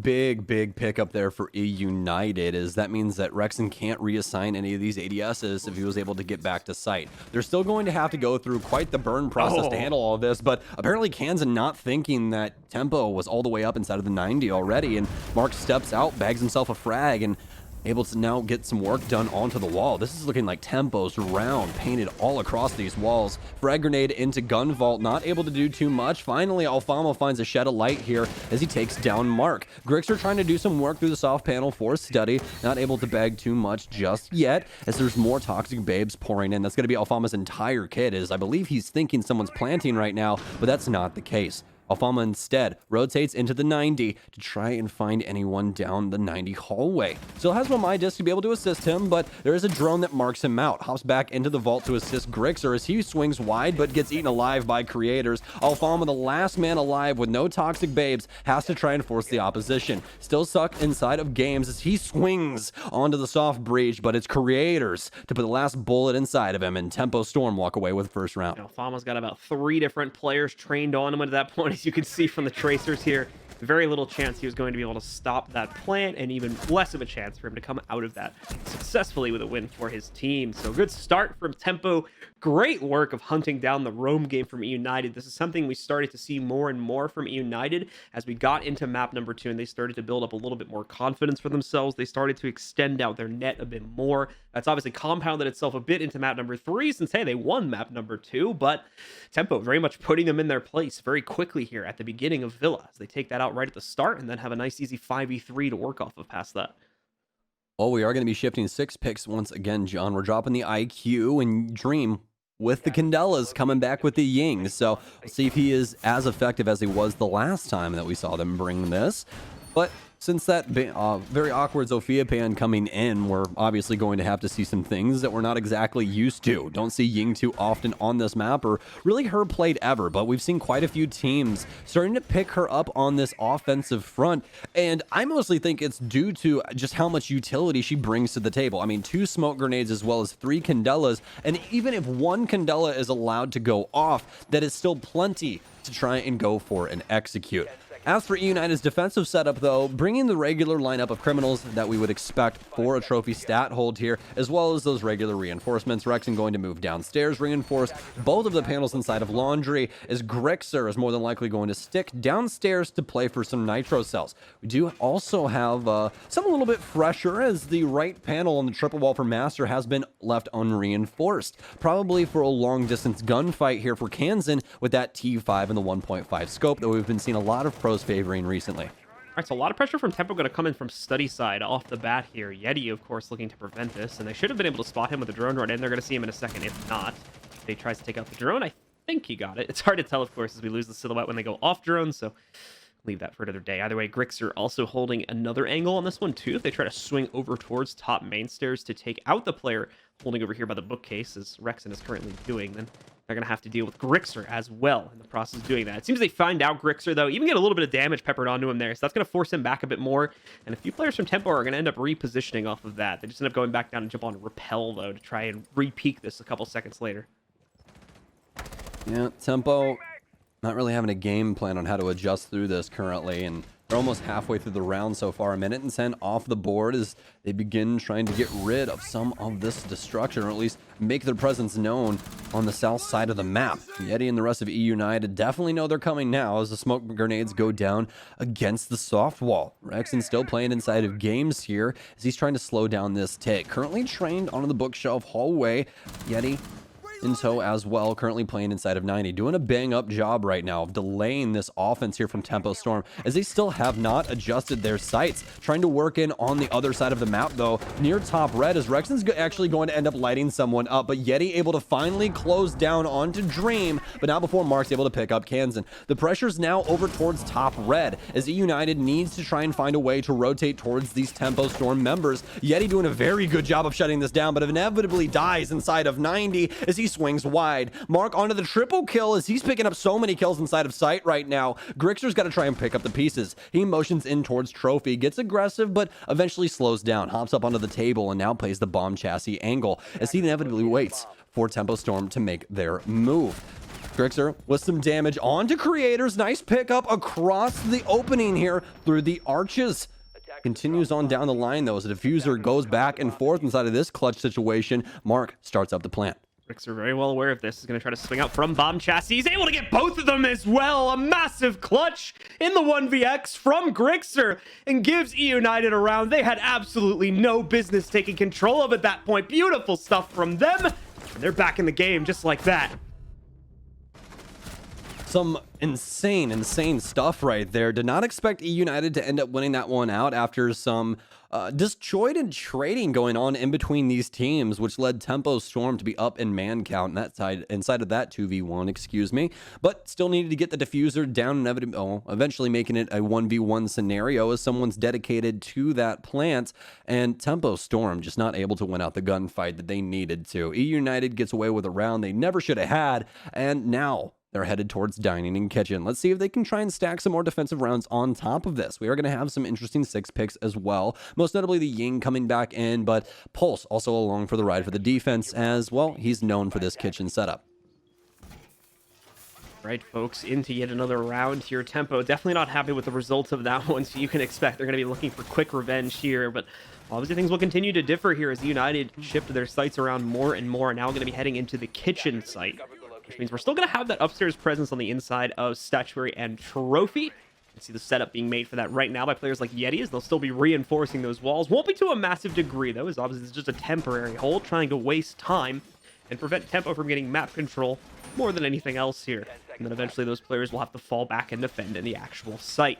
Just a couple seconds away here from Tempo being let out, so let's see if they'll have better success with controlling the actual sites on this third round. Attackers are heading out to defuse a Well, there's a lot of stuff to worry about for Tempo Storm inside of this eUnited setup. There's quite a few very pivotal positions for eUnited that they've set up, most notably the astronomy setup that they have going on with the shield. Plenty of utility dedicated to that means that they're going to have some very strong areas to hold down this site. Yeti's still dedicating ADSs as well as Jarvis burns through, but that last stun grenade actually not going to get caught by the ADS, and that's actually a good thing. So that ADS is going to stay as potent as it was when it came out of Yeti's pocket, even though Jarvis is down yet another stun grenade. Mark might even think that this is clear and try and dedicate a frag grenade, which would quickly get eaten up. So this is actually a very, very nice setup for eUnited so far, but oh no, some discs now being shot down for Rexon as he's just going to bide his time on astronomy stairs. Let's see how Tempo tries to handle this top setup. Mark chucking a nade in here really quickly. Rexon, though, able to find a nice shot against Dream somewhere on the top side, I think is where he picked that one up. So goodbye to all the Candelas. That's a lot of utility going right down the drain. I don't think any of the three of them had even been used up to that point either. So a complete waste, unfortunately, there. And that's on top of the smokes that was also in the arsenal as well. He's still crazies, too, so they're not completely out of that utility belt just yet. But definitely a lot less than they would have had to use before, and now they're fighting for a man down as well. So they've got to be very, very careful with their their fight selection from this point forward. Slow beginnings here for Tempo Storm as they're now down a man. Jarvis still with some air jabs in his pocket. Will be able to cut up the map just a touch, but not before Kansan goes for the double. And that's it. And oh my, that was such a quick finish to this round. eUnited with some very explosive end here as the Nitro Cell is able to bag two, and eUnited walk away with their second round. So not too much inside of that to really talk about, John. I mean, they eventually get some pressure inside of Master, but eUnited winning every single engagement, whether it be from utility or gunfire. I mean, they had him read like a book right there. The downstairs pressure never really seemed to get dealt with by the members of Tempo. Don't really think there was much downstairs pressure from Tempo to begin with to clear out the pulse hold on the inside of Kitchen or Tarps, and as a result of that, he's allowed to do all or gather all that intel and eventually get the double kill on the Nitro Cell. Of course, some timing coming into his system on that one, but ultimately works out well to shut down the round even more, and that's on top of the nice double kill from, I think it was the Mira that picked that up as well. Yeah, I believe it was. Either that or he was on the Goyo. Either way, it was a I forget if Vector, it was Goyo so. or Mira. I believe it was Goyo, I want to say, just because Mira doesn't exactly make too much sense on that site. Yeah, I'll be honest. You're right. So I just instinctively said Mira when I saw the Vector on the kill feed. if I can deduce this properly, watch it actually be Mira. I'd be so angry. I'd be so mad. If you can tell, man. we're not taking notes on the operators on a round-around basis. No, listen. That's actually The notes really that hard you- to do. I have a massive respect for any caster that can do that and not like have it get in the way of their casting. I know for a fact at least some of the people that I have talked to don't do that. It's just extensive notes on the things that kind of happen on a round-by-round basis, like the big thing that ends up winning somebody around. But I mean, most of my stuff's just prior stuff, like, oh, hey, what happened on this map against this team and so on and so forth. But that's for another day inside of a thing that nobody really cares about, because we care about this. This means a lot in between these two teams. eUnited and Tempo Storm, for those that are just joining us, are both facing relegation, folks. Whoever ends up losing this series right now goes to the relegation match and plays our top team inside of the North American Challenger League. And when that happens, if they lose that map, or that match, excuse me, they end up getting knocked out of the professional T1 area and have to go back down to Challenger League and play through once again. Nobody wants that to happen to either of these teams, but it could definitely be the case. eUnited still up on defense right now, 2-1, as it's been a pretty good showing so far. Actually going to fall back after taking out a drone, trying to work its way in through the main door. And this will open up an opportunity for more players to try and get some control to work off of. Dream, of course, still working on the drone game. Not going to be able to find Yeti or Rexon just yet. Both of them seem to be completely pulling back and away from this hold on the first floor, though. So more than likely not really going to get an opportunity to punish those players. They're going to roll all the way back upstairs here and more than likely rejoin their teams on the site, or at least begin roaming on the master side. Away from this, though, not much is happening across the map right now. Tempo just kind of taking that initial map control for free that they were gifted a couple seconds ago. Crazy does get the spot on Yeti, so they know that there's the hold over here. Now they just have to start tearing it apart. Tempo Storm starting their take here at 1:35. That's actually very, very late in comparison to what we've been seeing from them. Too. But because they initially weren't even over here. They were trying to go in master first. Oh no, Rexon just gets a free one there. Jarvis not checking the corner. And as a result of that, once again, eUnited gets off to a booming start here as they get the 5v4. That's a very, very big problem as well, is that's the air jabs now all gone from Jarvis. So you have to worry about flanks the entire time. And we actually have a pretty good gunfight here for creators. He pre-fires the shower, able to take down Rexon, but that doesn't mean the air jabs are coming back. I'd take that 1-for-1 any day of my life if I could. So air jabs now gone for the offense. Once again, Tempo going to have to worry about that, or at least assign drones so that Jarvis can watch their flanks, and they still have to worry about this site presence. Kansan still has top control here, and that means that study control for Tempo Storm not in their control. They are going to have to worry about this just a touch if they allow any presence to actually rotate into there, but as long as they're able to play the windows, they should be safe for a vault plant. Still have the smoke grenades out though, and I believe that's still 3. Yes, 3 in Alfama's pockets, now down to 2 since he has expended one of them. So that's going to be quite a bit of prevention as they're trying to put this diffuser down. A lot of missed opportunities to pick up frags here for both teams where they see the other player but aren't able to click the trigger quickly enough here. Dream and Crazy, they are going to be able to push things forward for Tempo as they find 2 kills and a plant opportunity out of blue here, and taking out the gun vault player will seal the deal. Creators with a massive round there, at least a 3K on that one, could have been more, but either way, finding all of the impact necessary to get his team into the site, and in the case of their initial loss, get them back into the round in the first place.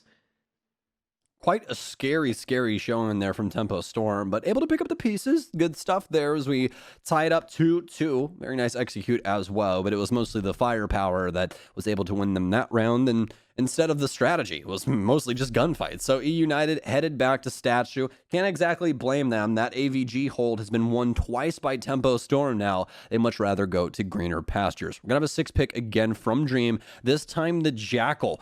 Jackal, very influential operator when it comes to those roam games. We were talking about him earlier, but since Tempo Storm now running into some trouble, well, mainly in the Rexon department, they're going to bring something to try and thwart that. All right, folks, another hold up here at the double sites. Going to be the trophy hold next for eUnited to see if they can maintain their advantage here before we get towards the end of the initial half, and eUnited will have to jump on the attacking side. Obviously, a straight run from this point will still guarantee a 4-2 half, but if not, and they continue to kind of trade back and forth, we're going to be looking at the 3-3 score line, which won't favor too poorly for eUnited considering their record, but they're definitely going to have to summon their strength when it comes to the attacking side regardless, much as to how Tempo said to do the same for this opening half here, as they're looking to try and get as many rounds as possible. Setup once again, not looking too crazy. We do see the one panel getting left soft over here on the main triple wall that leads into Master, though. That's going to give them some greater capability to play into that. We do also have the double ADS on the inside of Closet, so I would believe someone might be trying to set up the play into that, but that could also be happening in Master Bath based off the shield positioning there, and the ADSs might just be trying to absorb. So nope, it does look like they are going to play the smoke on the inside of walk-in, so they will have that commitment there. Well, Tempo now released out onto the field. Rexon taking a lot of damage initially. Don't exactly know where that was from either. I believe it was actually through the mud window as he crossed through clock. So actually almost to get a kill early on onto Rexon. That would have been a very high impact frag.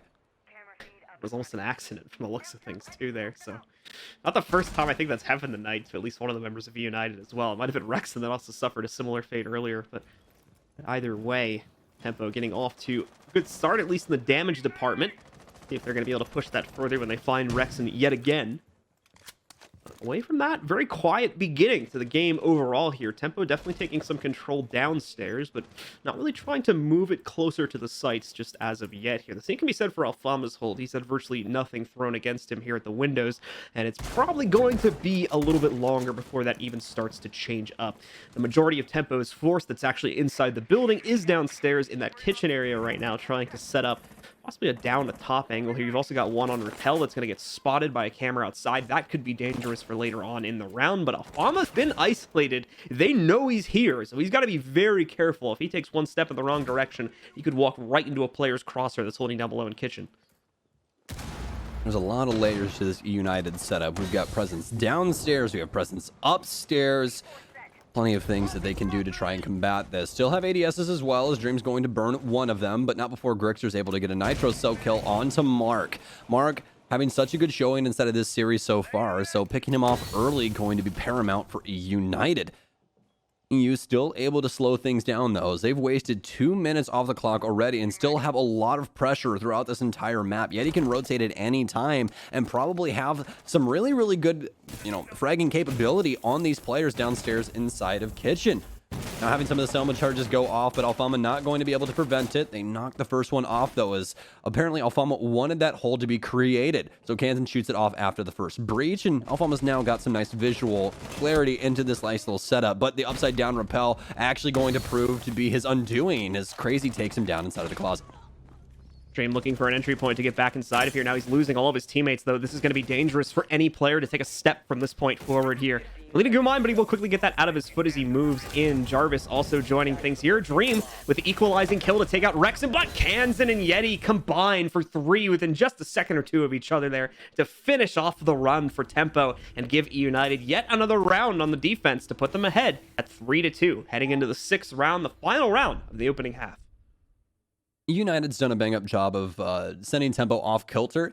Tempo's clears have not necessarily been the greatest thing. They get the map control that they want, but the other portions of the map that could influence the round, they really don't take part in. And for instance, the downstairs presence from the Mozzie. Don't have to dedicate necessarily all the drones down there, right? But at least need to know if somebody's going to rotate upstairs. As for the rest of eUnited, just doing a very, very good job of winning things mostly based off of their positioning and utility usage. Tempo Storm not able to get through very, very thick setup inside of Master, especially with all of those Legion mines strung about. So for eUnited, it's been a very good showing on this defensive half so far, as they're looking to close this out in 4-2 fashion. See if they're going to be able to get that done. Final setup phase beginning now here for eUnited, and once again it's going to go to Kitchen, so just a complete run around here. No change-ups, no living room play, more importantly coming in from eUnited. That'll more than likely change up when we get Tempo on defense, though. We've seen quite a few of those living room defenses from them, but that's a topic for the next round, and of course, when we finally see that site selection, if we see it at all.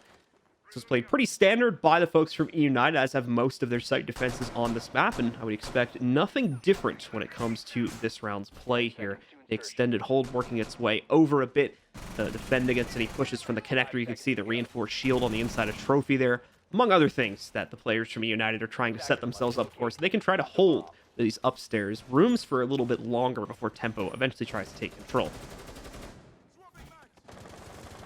Well, Tempo out on the board. Looks like we're going to be going for a south and north clear here once again, John. Last time not working out too well for them, as we actually ended up seeing Grixer get a very nice clutch, but we won't even be on that site this time around. We're downstairs inside of Kitchen. Still going to go for that top clear, though, as it's practically a necessity when trying to put a diffuser down on this site. If United's allowed to keep that control, they can just play that vertical play and end up getting a frag onto your planter. So Tempo Storm need to handle this, and this is going to be the main area of combat for both of these squads. Tempo Storm now out with the drone game, is working towards the top of red is Dream. Looking around for these feet marks, and he should be able to find some initial ones onto Kansan, which should give them a good read on what's been going on.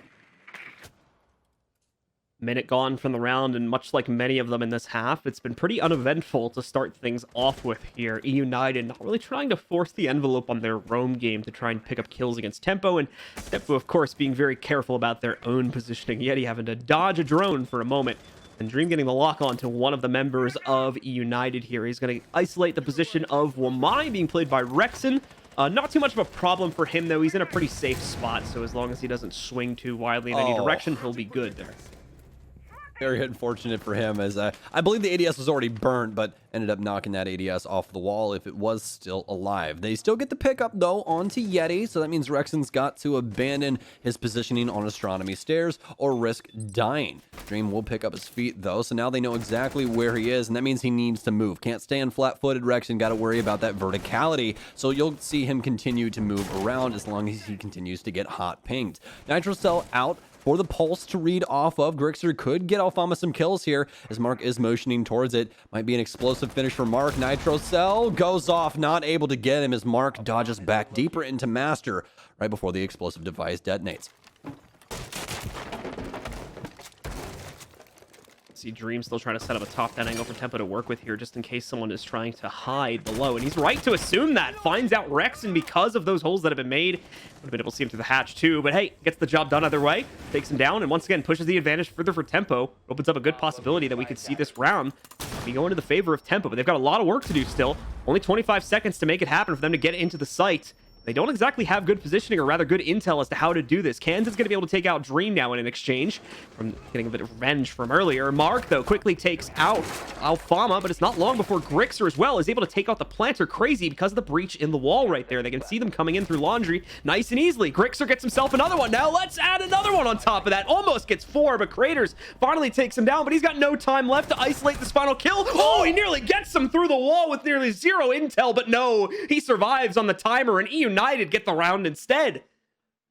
Extremely questionable decision making there from Tempo Storm, going for the execute and trying to go through the breach. It seemed as though most of their vertical play was centered around dying, which means that they would, well, inherently know that it's clear. So the plant should have went down right outside of the laundry door instead of trying to pressure through the breach over towards Tetris, which inevitably got them killed. So just some miscommunication from Tempo Storm ends up splitting this 4-2 into the defensive favor. Not exactly the end of the world, but overall a nice showing from eUnited, able to pick up a lot of these rounds, not only based off of what they've been able to produce, but some mistakes from Tempo Storm as well.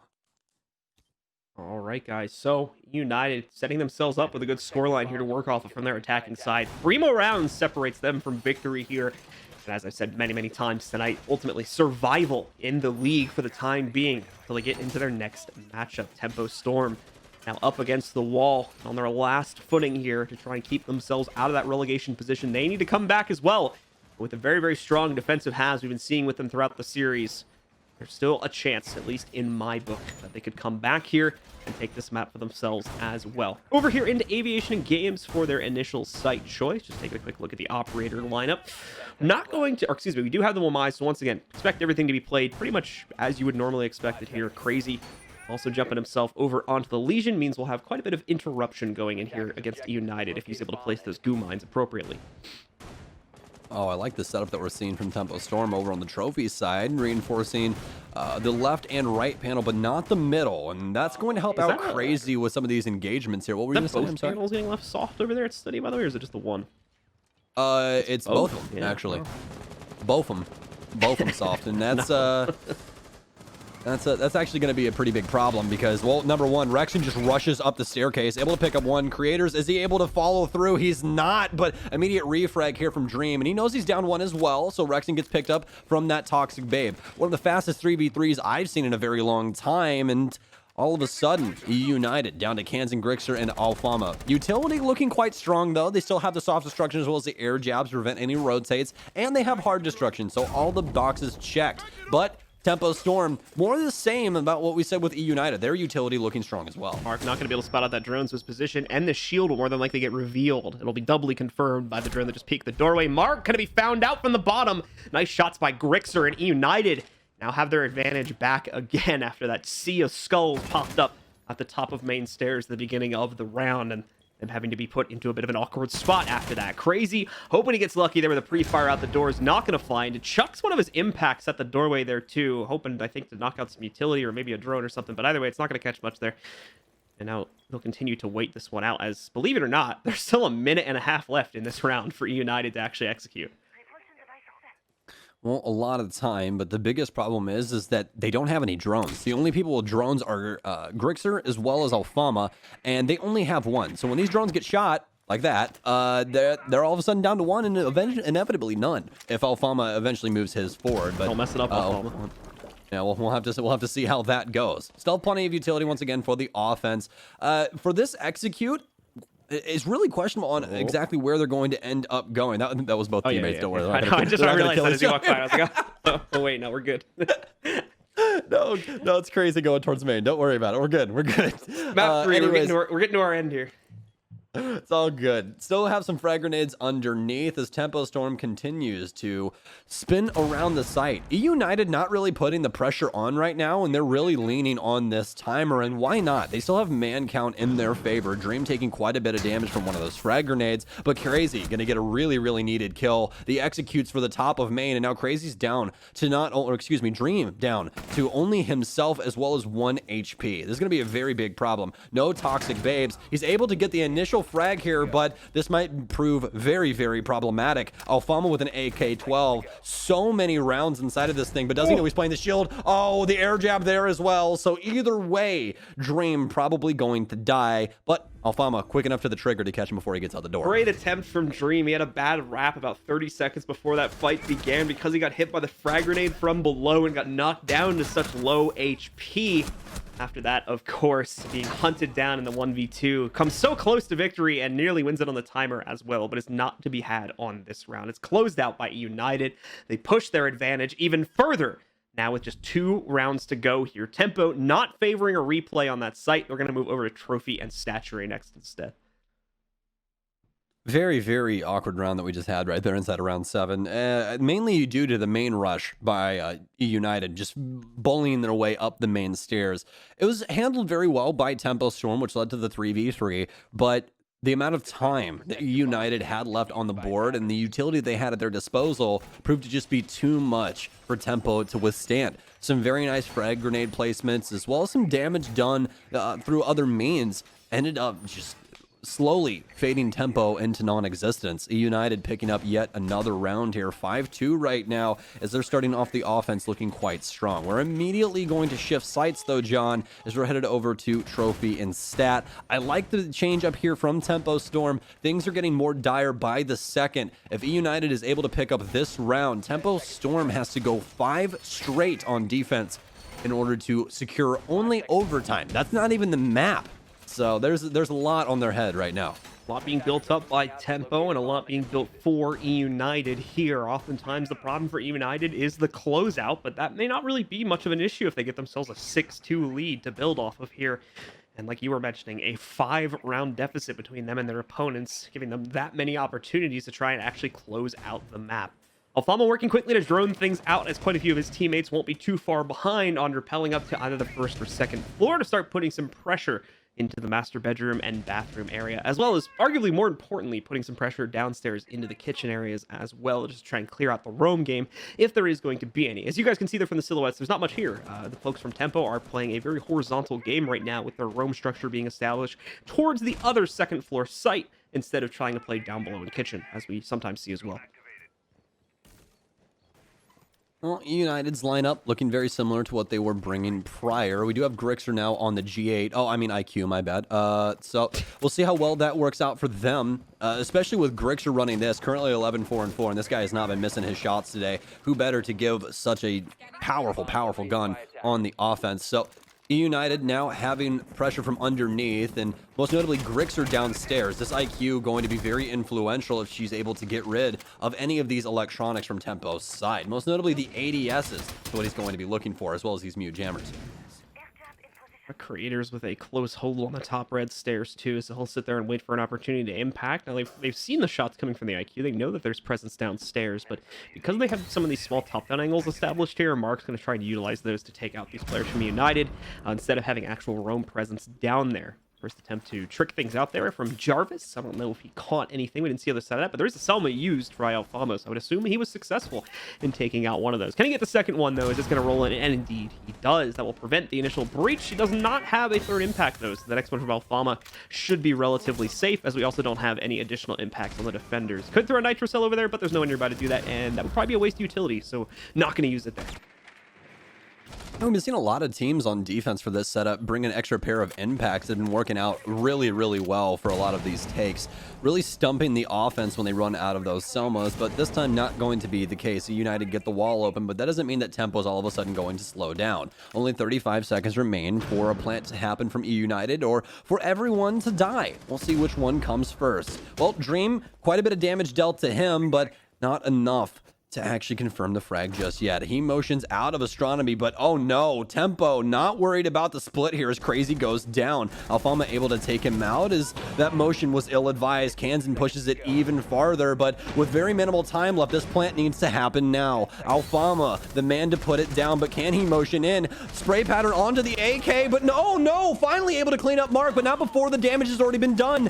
Grixer going to have to come up big here, but the plant happening. Alfama up against Dream and Creators, not able to get it off as Creators runs in through benches, frags him out, and Tempo Storm stay in this fight. A surprising win once again here from Tempo Storm. Things look like they were very much under the control of United, especially after they were finally able to get that Selma charge off on the wall. Looked like they had great control, great capability to move in and execute, but a fantastic hold. It looked like primarily from the players that were across the balcony over on the inside of Trophy to be able to fend things back into Tempo's favor and ultimately give them that round instead of eUnited. Great recovery from the on-site Tempo players, and it very much has saved them in this game and makes it, still a possible comeback for them here as they're only 2 rounds behind.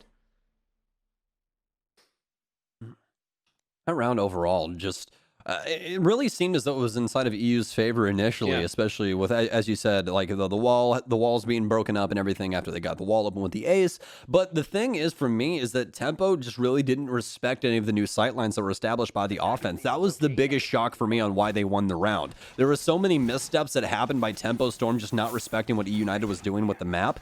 And then all of a sudden, Tempo Storm, with this massive resurgence, is able to win almost every single gunfight as they just pour in. So I really don't know if that's just down to how clutch Creators and the rest of the squad can be or what, but I mean, if they can continue doing that throughout these defensive rounds, I can see them possibly claiming this without United getting another one. But to have that clutch ability happen every single round is going to be pretty difficult to try and replicate. We are going to have Mark actually pick up the Mira on the AVG setup. This is something that we don't see every single day, but it's not going to be happening in a traditional means. Initially, when Villa came out, we saw a lot of people trying to play Mira for the study room. Just, a single panel just like that with a Mira setup on it, but it's really not effective. If you've ever done it before, you know exactly why. They just pop the walls open, and now they have so many sight lines into the actual bomb site that no one is safe to play the bomb site. So we don't want that to happen. Instead, they're going to shift the Mira actually over to its own wall inside of the bar to play for planes. I really like the setup that they're bringing to the table. It does get a little bit dodgy, of course, if the attackers are able to get access to bookcase, because it's just an easy peek onto the door, and then they pop that window with no problem whatsoever. Even if there is someone holding a bar or whatever, it shouldn't be too risky of a peek to be able to take that down. But as long as they can prevent that and maintain top stairs control, that's obviously not going to be something that they'll really have to worry about. So we'll check back in with that once we get to the late round, because for the most part, if United does do what most teams do and executes into aviation, then that mirror could work out really well for them, especially if we end up at a 20-second execute, which is commonly the current meta. United, of course, threw us for a run on the last time this site was defended by speeding that meta up by quite a bit with their aggression up the main stairs, but we didn't see that this time. So this leads us to believe we might see some more standard play from United. Well, if it is standard play, it's probably not going to go as well as they think. I like how they didn't know where to put the second mirror, so he puts it on the wall next to it so they can see in his study. He just slapped it. He's like, I'll just put it here, whatever. he just slaps games. He's like, you can fit so many mirrors inside of this thing. I'm sorry. I know it's serious time. My bad. I was wondering Apologies. where that second mirror was going to go, and well, he made it pretty easy of a decision, didn't he? He just put it right next to the first one. I mean, hey, it's good vision. And again, as you were talking about before, as long as they don't give up main pressure or main control, then they don't have to worry about too much. And eUnited's going for a master clear. So this is exactly what Tempo Storm wanted to happen. See Grixer, of course, doing a little bit of that top damage here, trying to look through the floorboards, but it's always the top that gets the advantage there. And it seems like Jarvis is certainly going to thrive with the holes that he opened up earlier. Takes out Grixer. Goodbye to the anti-roam for now. Oh, this is going to really complicate things, John, as it doesn't matter about the top control. Oh, what? Oh, the wall opens, and Mark and Jarvis both get kills. Crazy's along for the ride as well. All of a sudden, Kansan just by himself outside on study. I don't even know how to describe what just happened there. The wall opens, and Tempo Storm just wipe the floor with eUnited. It seemed like they weren't even prepared for people to have guns inside of the site. This is not an elderly home, folks. The people shoot back. Kansan's still sitting outside trying to process exactly what just happened. Yes, I'm sure he's trying to get a lot of intel from his teammates right now before he makes a move. Obviously watching to see if someone from Tempo wanted to kind of double down on the pressure and swing over towards Master as well. Didn't end up getting that, as you guys can see, of course. Tempo is just going to chill. There's only 10 seconds left anyway. Kansas not even going to try this. It looks like they're just going to use the remaining time to talk this over and figure out what went wrong there so that hopefully they can correct that if there's going to be another attempt. But I don't even think that that's going to be... They could actually do this one more time. So yeah, probably talking about how this went down and seeing how they can change things up for the next go around if they do indeed end up selecting it again. Okay, who was the Ash there? Because I literally thought about it right before the lineup went away. Very unfortunate. Well, whoever the Ash was, please don't do that again. That was the exact opposite of what you needed to do there. As soon as they put the Selma on, Ash tried to pressure the door of Bar, but they couldn't do that because of the fallback was going to eventually get cut off from the Selma. So I feel like if it was Rexon, that he was trying to play with the timing that, okay, I peek the door and I get back before the Selma blows, but it got really, really messed up. And when he went to rotate back, the walls all of a sudden opened and there's just a hail of gunfire from every single angle imaginable that just eats everyone alive inside of 90. Props to Tempo because they knew how dangerous that was going to be to let that wall be open and obviously allow eUnited to control the overall hallway and the rappel. So I think they kind of realized, like, hey, we have to kill these guys and we have to kill them now, because if not, they just overload the wall. They're going to open up that Mira, like the entire site's just going to be we're not going to be able to play in sight if they do that. So that's when they get hyper aggressive, really double down on trying to kill them, and they succeed in every single gunfight. So props to Tempo for that heads up play right there. Yeah, this is some very, very remarkable stuff by both of these squads so far. Remember, folks, if you guys, once again, aren't just joining us, this match is for a lot. We're very deep inside of a best-of-3 right now between these two teams, and whichever one of these teams loses goes into our relegation matchup against our top CL team. If they end up losing that, then job security out the window, folks. They got to go down to Challenger League and try and battle back through. And with the way that we have things set up right now, it doesn't happen quite too often. So this is a very, very big deal for both of these squads. eUnited now out on the field, though, and it looks to be a master clear for them. Jarvis with a lot of intel on that pulse, currently playing on the pantry stairs. Let's see how well Tempo can handle eUnited this time around. Going to work its way in over towards the master bedroom and start to clear things out there. Jarvis, of course, getting a lot of intel from his current position downstairs here. Still going to be able to gather that pretty much for the entire round here, unless they find him on a top-down angle once again. Also going to see an early Selma utilized from the looks of things to open up that pantry wall, give them an angle to use on the rappel, and of course they want to move inside, give them a direct angle into the site if they decide to use this stairway for an execute at all. Alfama also opening up some stuff upstairs here too. They still have to clear out the roam game, that if there is going to be any presence from Tempo still remaining up here. So that's what the main crew is working on the second floor right now. We do indeed have that roaming presence coming primarily from Mark against the wall right now, but he's not alone either. Looks like he's got creators also helping him out, and to a certain extent Crazy here too, as he's playing on the Astra stairs, preventing the push from bathroom side.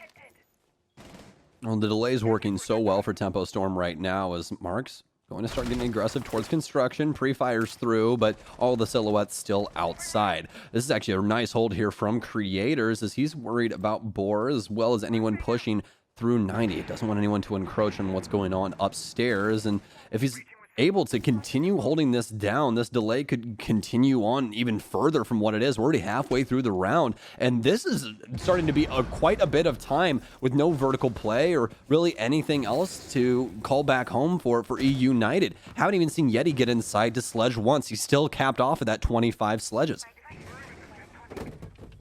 Time still ticking down to a minute remaining here for eUnited to get themselves in, and they do not necessarily have a huge amount of control just as of yet, but it should still be enough for them to be able to work the site take. That's a good start as well. Rexon able to isolate out Jarvis. They find the position of another player, I believe, on the inside of Tarps off that quick little drone peek to the inside of the building. And away from that, you can see what the rest of the setup looks like here. Yeah, very nice kill, like we were talking about before there, against Jarvis, being able to find him out.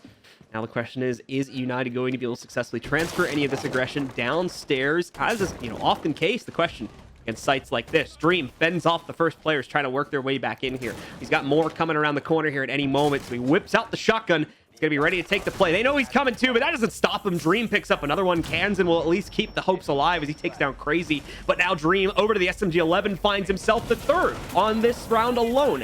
Kansan also keeping up with that though as he finds his second. Dream eats a little bit of damage from the cello. That's not going to matter. Some trigger to split, but no, it ends up costing him the kill. And off of that one, thankfully, Tempo will still end up winning because of the timers. The hesitation ends up working into their favor anyway.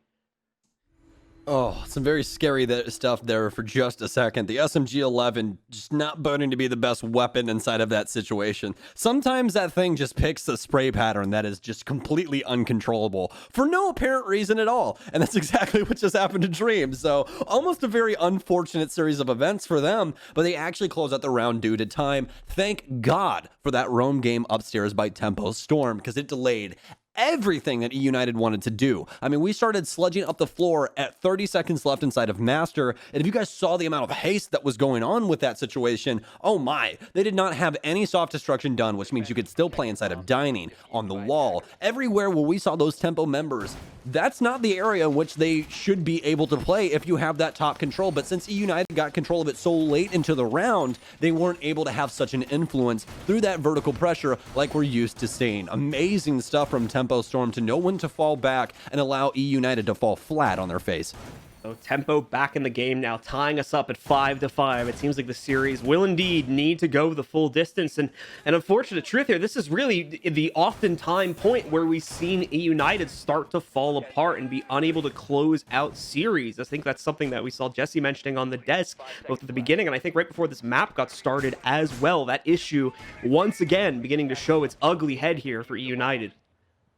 Yeah, Jesse speaks a lot of truths, and I think the thing is that eUnited has been a squad that's been very formidable up against every single team that we've seen so far. We've been talking about that quite a bit today, but as you said, it seems that every single time that they get to this late game, they just crumble, and it isn't in some crazy fashion. It just seems to be that very minimal things start happening, and all of a sudden it snowballs, and eUnited can't stop it, and then the picks happen, and then the time happens, and then eventually they lose the game because of it. We're tied right now 5-5 in between these two squads. Nice pickup here for Rex, and as he apparently wants to turn the burners on. This is a pickup in the first 40 seconds, and we haven't seen one of those in quite some time. Rexon goes hunting and gets himself quite a bit of a catch there as he takes down Creators. That's the Jaeger going down and one of the main roam players. Also one of the most impactful players on this team right now, just in terms of raw fragging capability as well. Dream, though, is the leader in that department. I mean, you won't see him probably come into the picture until a little bit later on, as of course he's on the smoke, so he's on your sight anchor a little bit deeper in the actual play.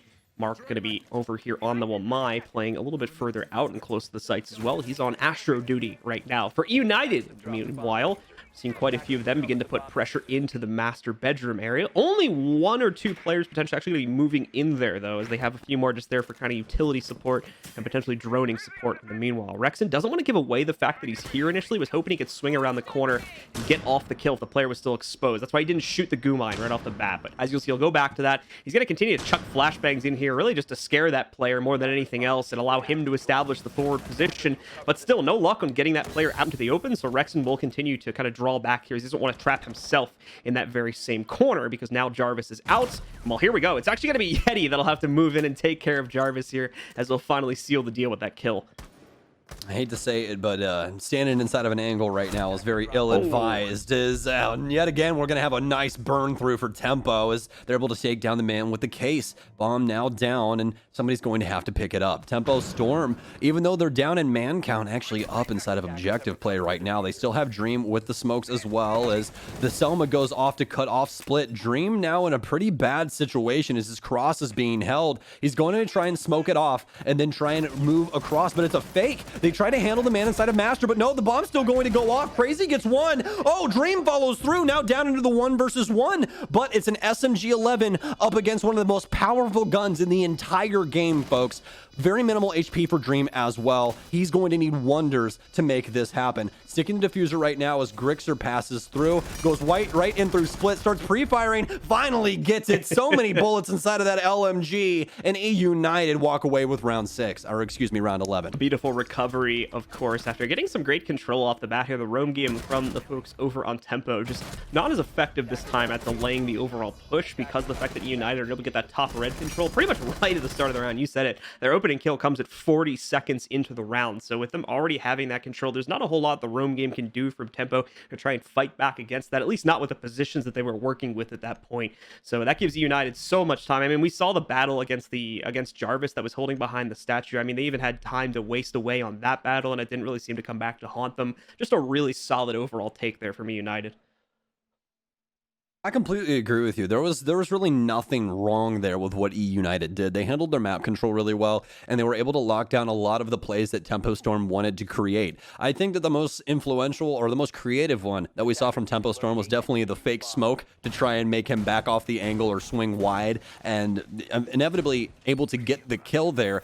Obviously, though, if we were able to keep Crazy alive in that situation, they more than likely win that round. But since Crazy gets down trying to kill the man, planting the diffuser, Tempo Storm end up losing instead. So we are going to have some change-ups here, though, as Mark has rotated downstairs to assign some reinforcements. Crazy's also going to reinforce the single panel for Pantry. So this is actually going to be a very, very big deal. eUnited's going to have to dedicate a Selma downstairs if they want to hold the cross for China, as well as if they want pressure inside of Dining, they're either going to have to go in through tarps or possibly dedicate some more hard destruction down there. So Tempo's forcing more options onto eUnited and not allowing them to handle the map how they did prior. I like the suggestion from Tempo Storm. Let's see if this works out, because it has to, John. If eUnited ends up winning this round, that's all she wrote, and Tempo's headed for relegation. All right, folks, this is it from Tempo. They've got to win from this point forward, at least on this round, to trigger OT.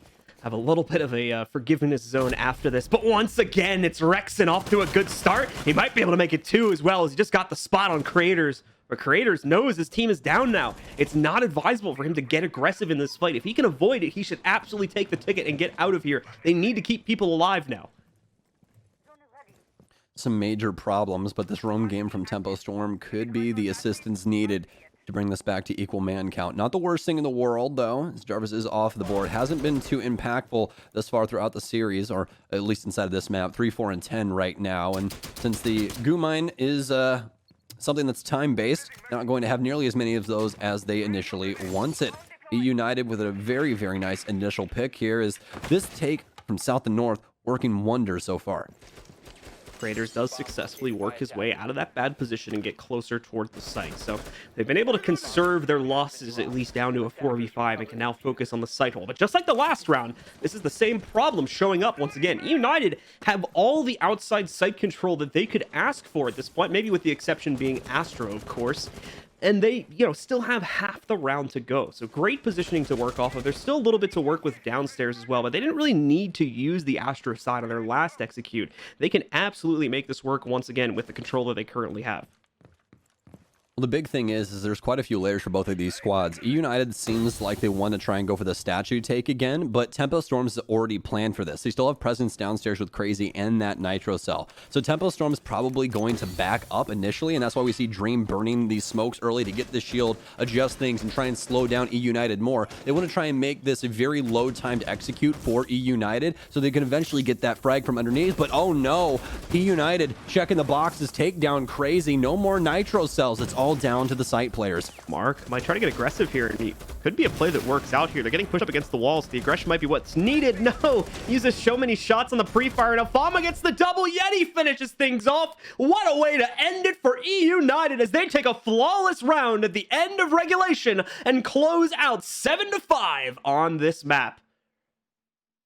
What a series in between these two. eUnited coming out on the top of the heap, 2-1 fashion. Taking away quite a few maps that in prior matchups not able to close out, but eUnited finally getting over that hump and able to close out a series, avoiding relegation. But for our friends over on Tempo Storm, they're not out of the thick of it. They will be inside of our relegation matchup later on, but overall, nice showing between these two. What's your thoughts on it, John? Yeah, like I said, really good showing. eUnited finally showing that they can indeed close down these series, even with some scarier rounds there, still ultimately having control here over Villa. So a great recovery from them. props to Tempo Storm as well. Mark fighting his heart out in those first couple maps and continuing to try to do so in the later maps as well. So many players showing some great individual performances tonight, but unfortunately just not enough to best out eUnited, who will take this series and live to fight for another day. That's going to do it for myself and Stokes, but we're not done with the show just yet, folks. We're going to go back to the analysis desk one final time to break everything down and have a few words with our winners. Much, Blue and Stokes. We appreciate you. Have a great evening.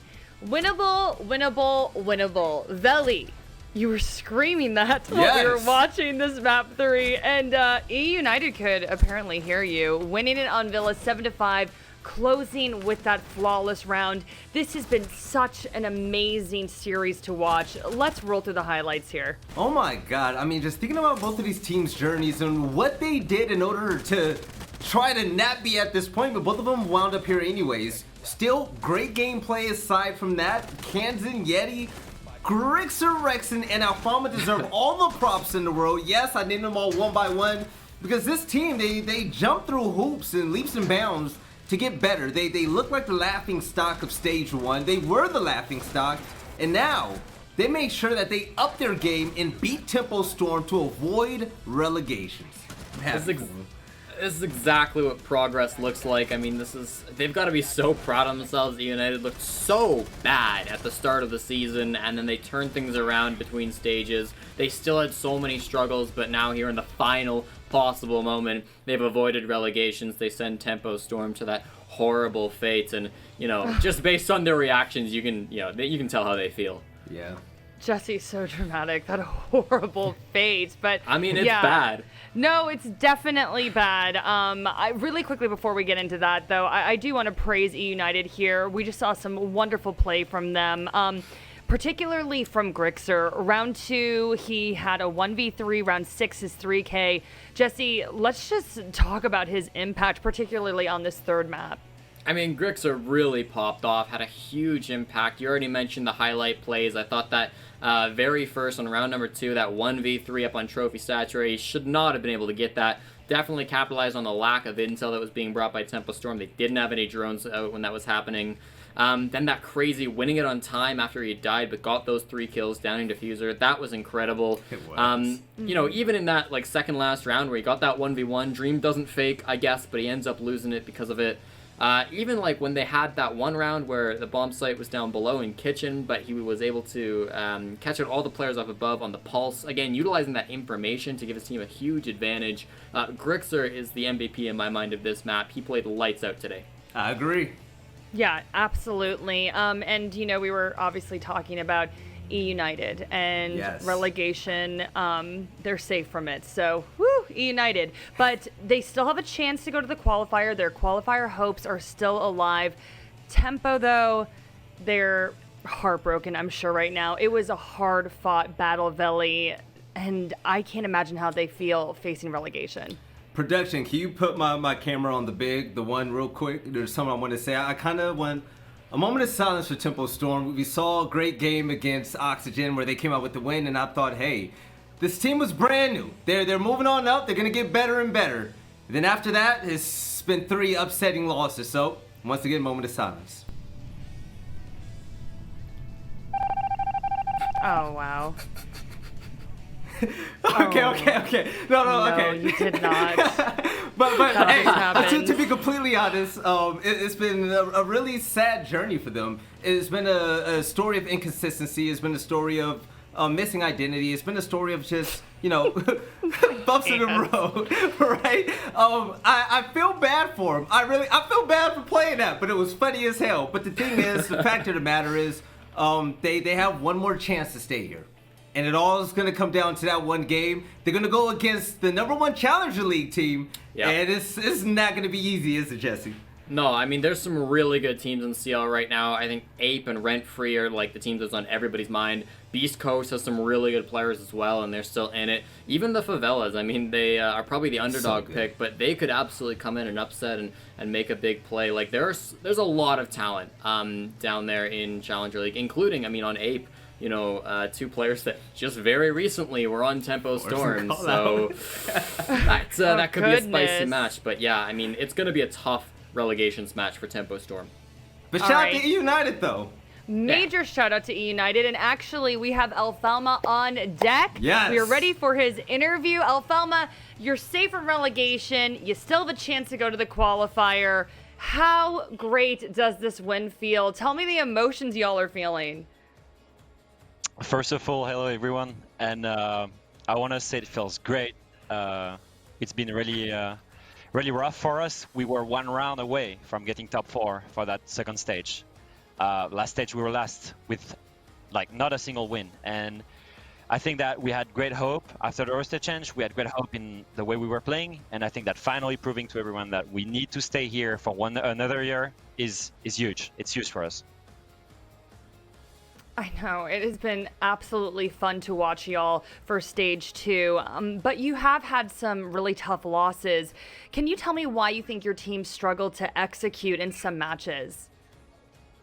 So are you speaking of stage 1 or stage 2 right now? For stage 2. All right. So for stage 2, I'd like to say first, like, obviously the very young team argument is always something you're gonna put up, but like this team had 6 weeks of prep and existence before the stage 2. And changing to players is no big deal. We changed the leadership, we changed the IDs, we changed the in-game leading, we changed the roles, we changed everything. And we had 6 weeks to prepare. And we were really good and I had a really great honeymoon, but then in game, you just needed that little bit of experience, that little bit of mental strength and experience that would have allowed us to close out these matches against the biggest and the best teams in NA. And I think that's what we lacked, and I think that's what we're gonna be working on for this next year and this next stage to come, and for the 6 invitational quals, for the major, for everything.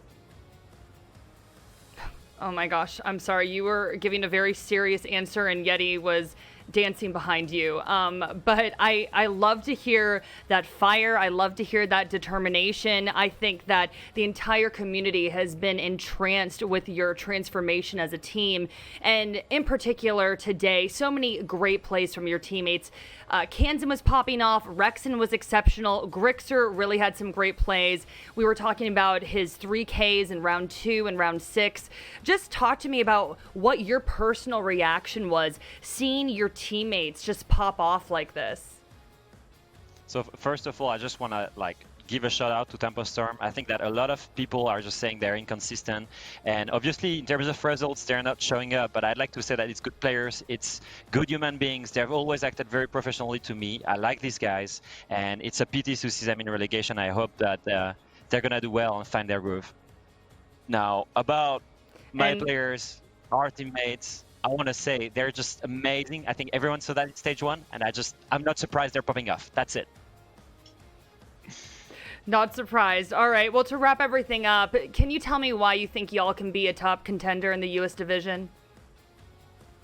I think that we have a really balanced lineup with really balanced talent. I think that our talent are top tier. I think that the only thing we lacked to prove that we could be in the top tier in NA was a bit of experience and a bit of mental strength, which again, we're going to work on. And I think that's it. I think that the talent and what we've shown with only 6 weeks of preparation is showing that we can be a top contender. All right, Elfalma, thank you so much for that interview, and tell Yeti that he has exceptional dance moves. Thank you so much. Thank you for having me, and have a nice day. All right, thanks so much, Elfalma, and let's bring it back to the analyst test. I love Elfalma was like literally giving this exceptional answer, and I was like very into it and listening. I'm like, oh my gosh, like the passion, and then Yeti just comes up behind him and flexes. I was just like, this is why I love eUnited, though. They are a team of just some hilarious characters. But gentlemen, we do want to get to the Corsair play of the day, and I want to know what y'all think it could be. Grixer behind the table, getting the 3 kills or dropping the objective player first. That has to be the play of the game to me. Yeah, Jesse? I'm thinking the 1v3 earlier from Grixer probably is gonna take it. I don't know. He had a lot of great plays. I'm just excited to see what it is. It's gonna be Grixer either way. Grixer. Roll the Corsair play of the day, and is it Grixer? Let's see. Corsair play of the day is... We're wrong. Aww. This is one of the ones where you Bosco just waltz through the site And she had a 4K. All right, Yeah. fair enough. That was really impressive. Okay, that was nice. impressive. That was definitely impressive. Grixer's 3Ks are forever in my heart as number 1 and 2. I mean, honestly, it was a phenomenal day. Our Yes. first match was crazy, and that last match was insane as well. So lots of great plays. Just huge congrats to the teams, and again, Tempo. That was an My emotional heart game. goes out to them. Yeah, they've That been was really, really really emotional games. But really quickly, gentlemen, let's go over the bracket and recap the day. And Jesse, why don't we start off with Group B? Well, Group B, the biggest question of who's going to relegations is now answered, but there's still some questions that need to be figured out. First of all, who are going to the North America qualifiers? So Disrupt versus the Sonics will be playing for the first spot, and then the loser of that will play against eUnited, and the winner of that match will also go to the NA qualifiers. The top 2 from Group B go to the qualifiers, 4th place gets relegated, and if you get 3rd, you're just chilling until next season. Just chilling. All right, Veli, let's talk about Group A. Lots of exciting stuff there as well. All right, Group A. Oh, I feel bad for Tempo Storm. Okay, so we're going to have Oxygen going against Dark Zero. This is going to be pretty much a...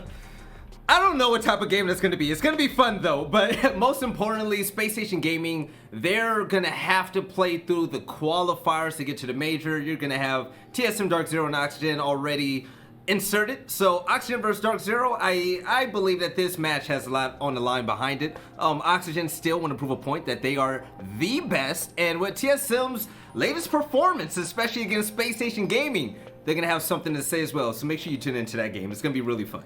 Oh my goodness, I cannot wait to see these matchups. And Yeah. for all of you watching at home, if you don't know already, Oh boy. these matchups are on Monday, 3 p.m. Pacific Standard Time. This Oxygen versus Dark Zero match, honestly, it's like making me nervous and scared at the same time. You're Like, nervous. yeah, I'm just like, how is that going to go down? And then definitely interested to see how things go down with Disrupt versus the Sonics.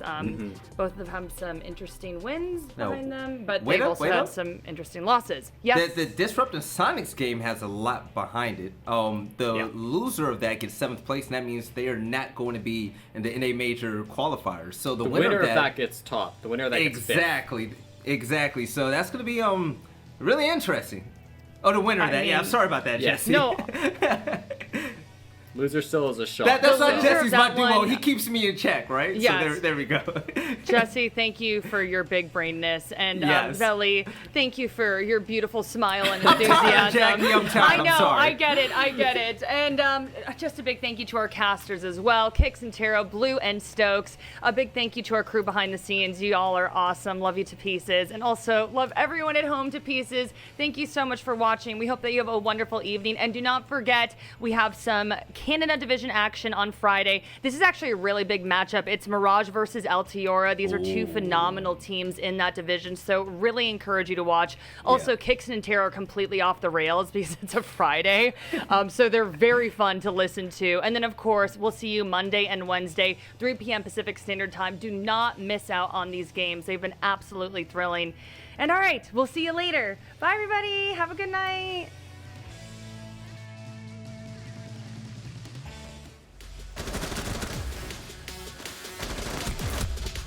Attackers have located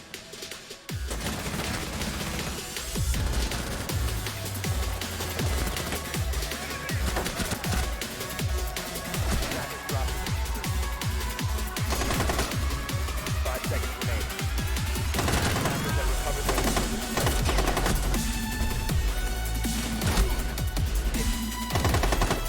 protect the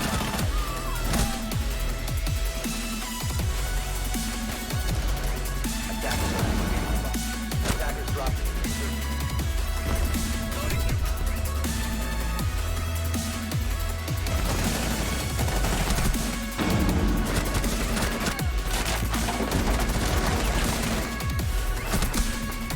Attackers bombing.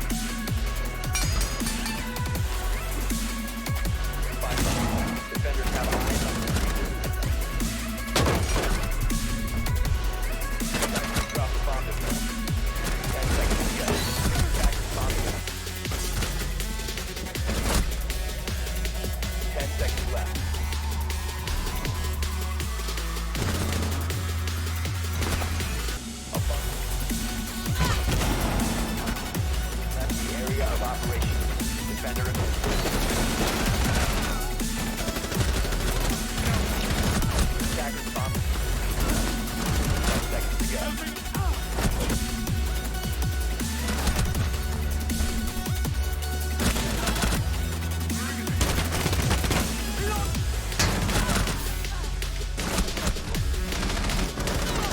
Clutch.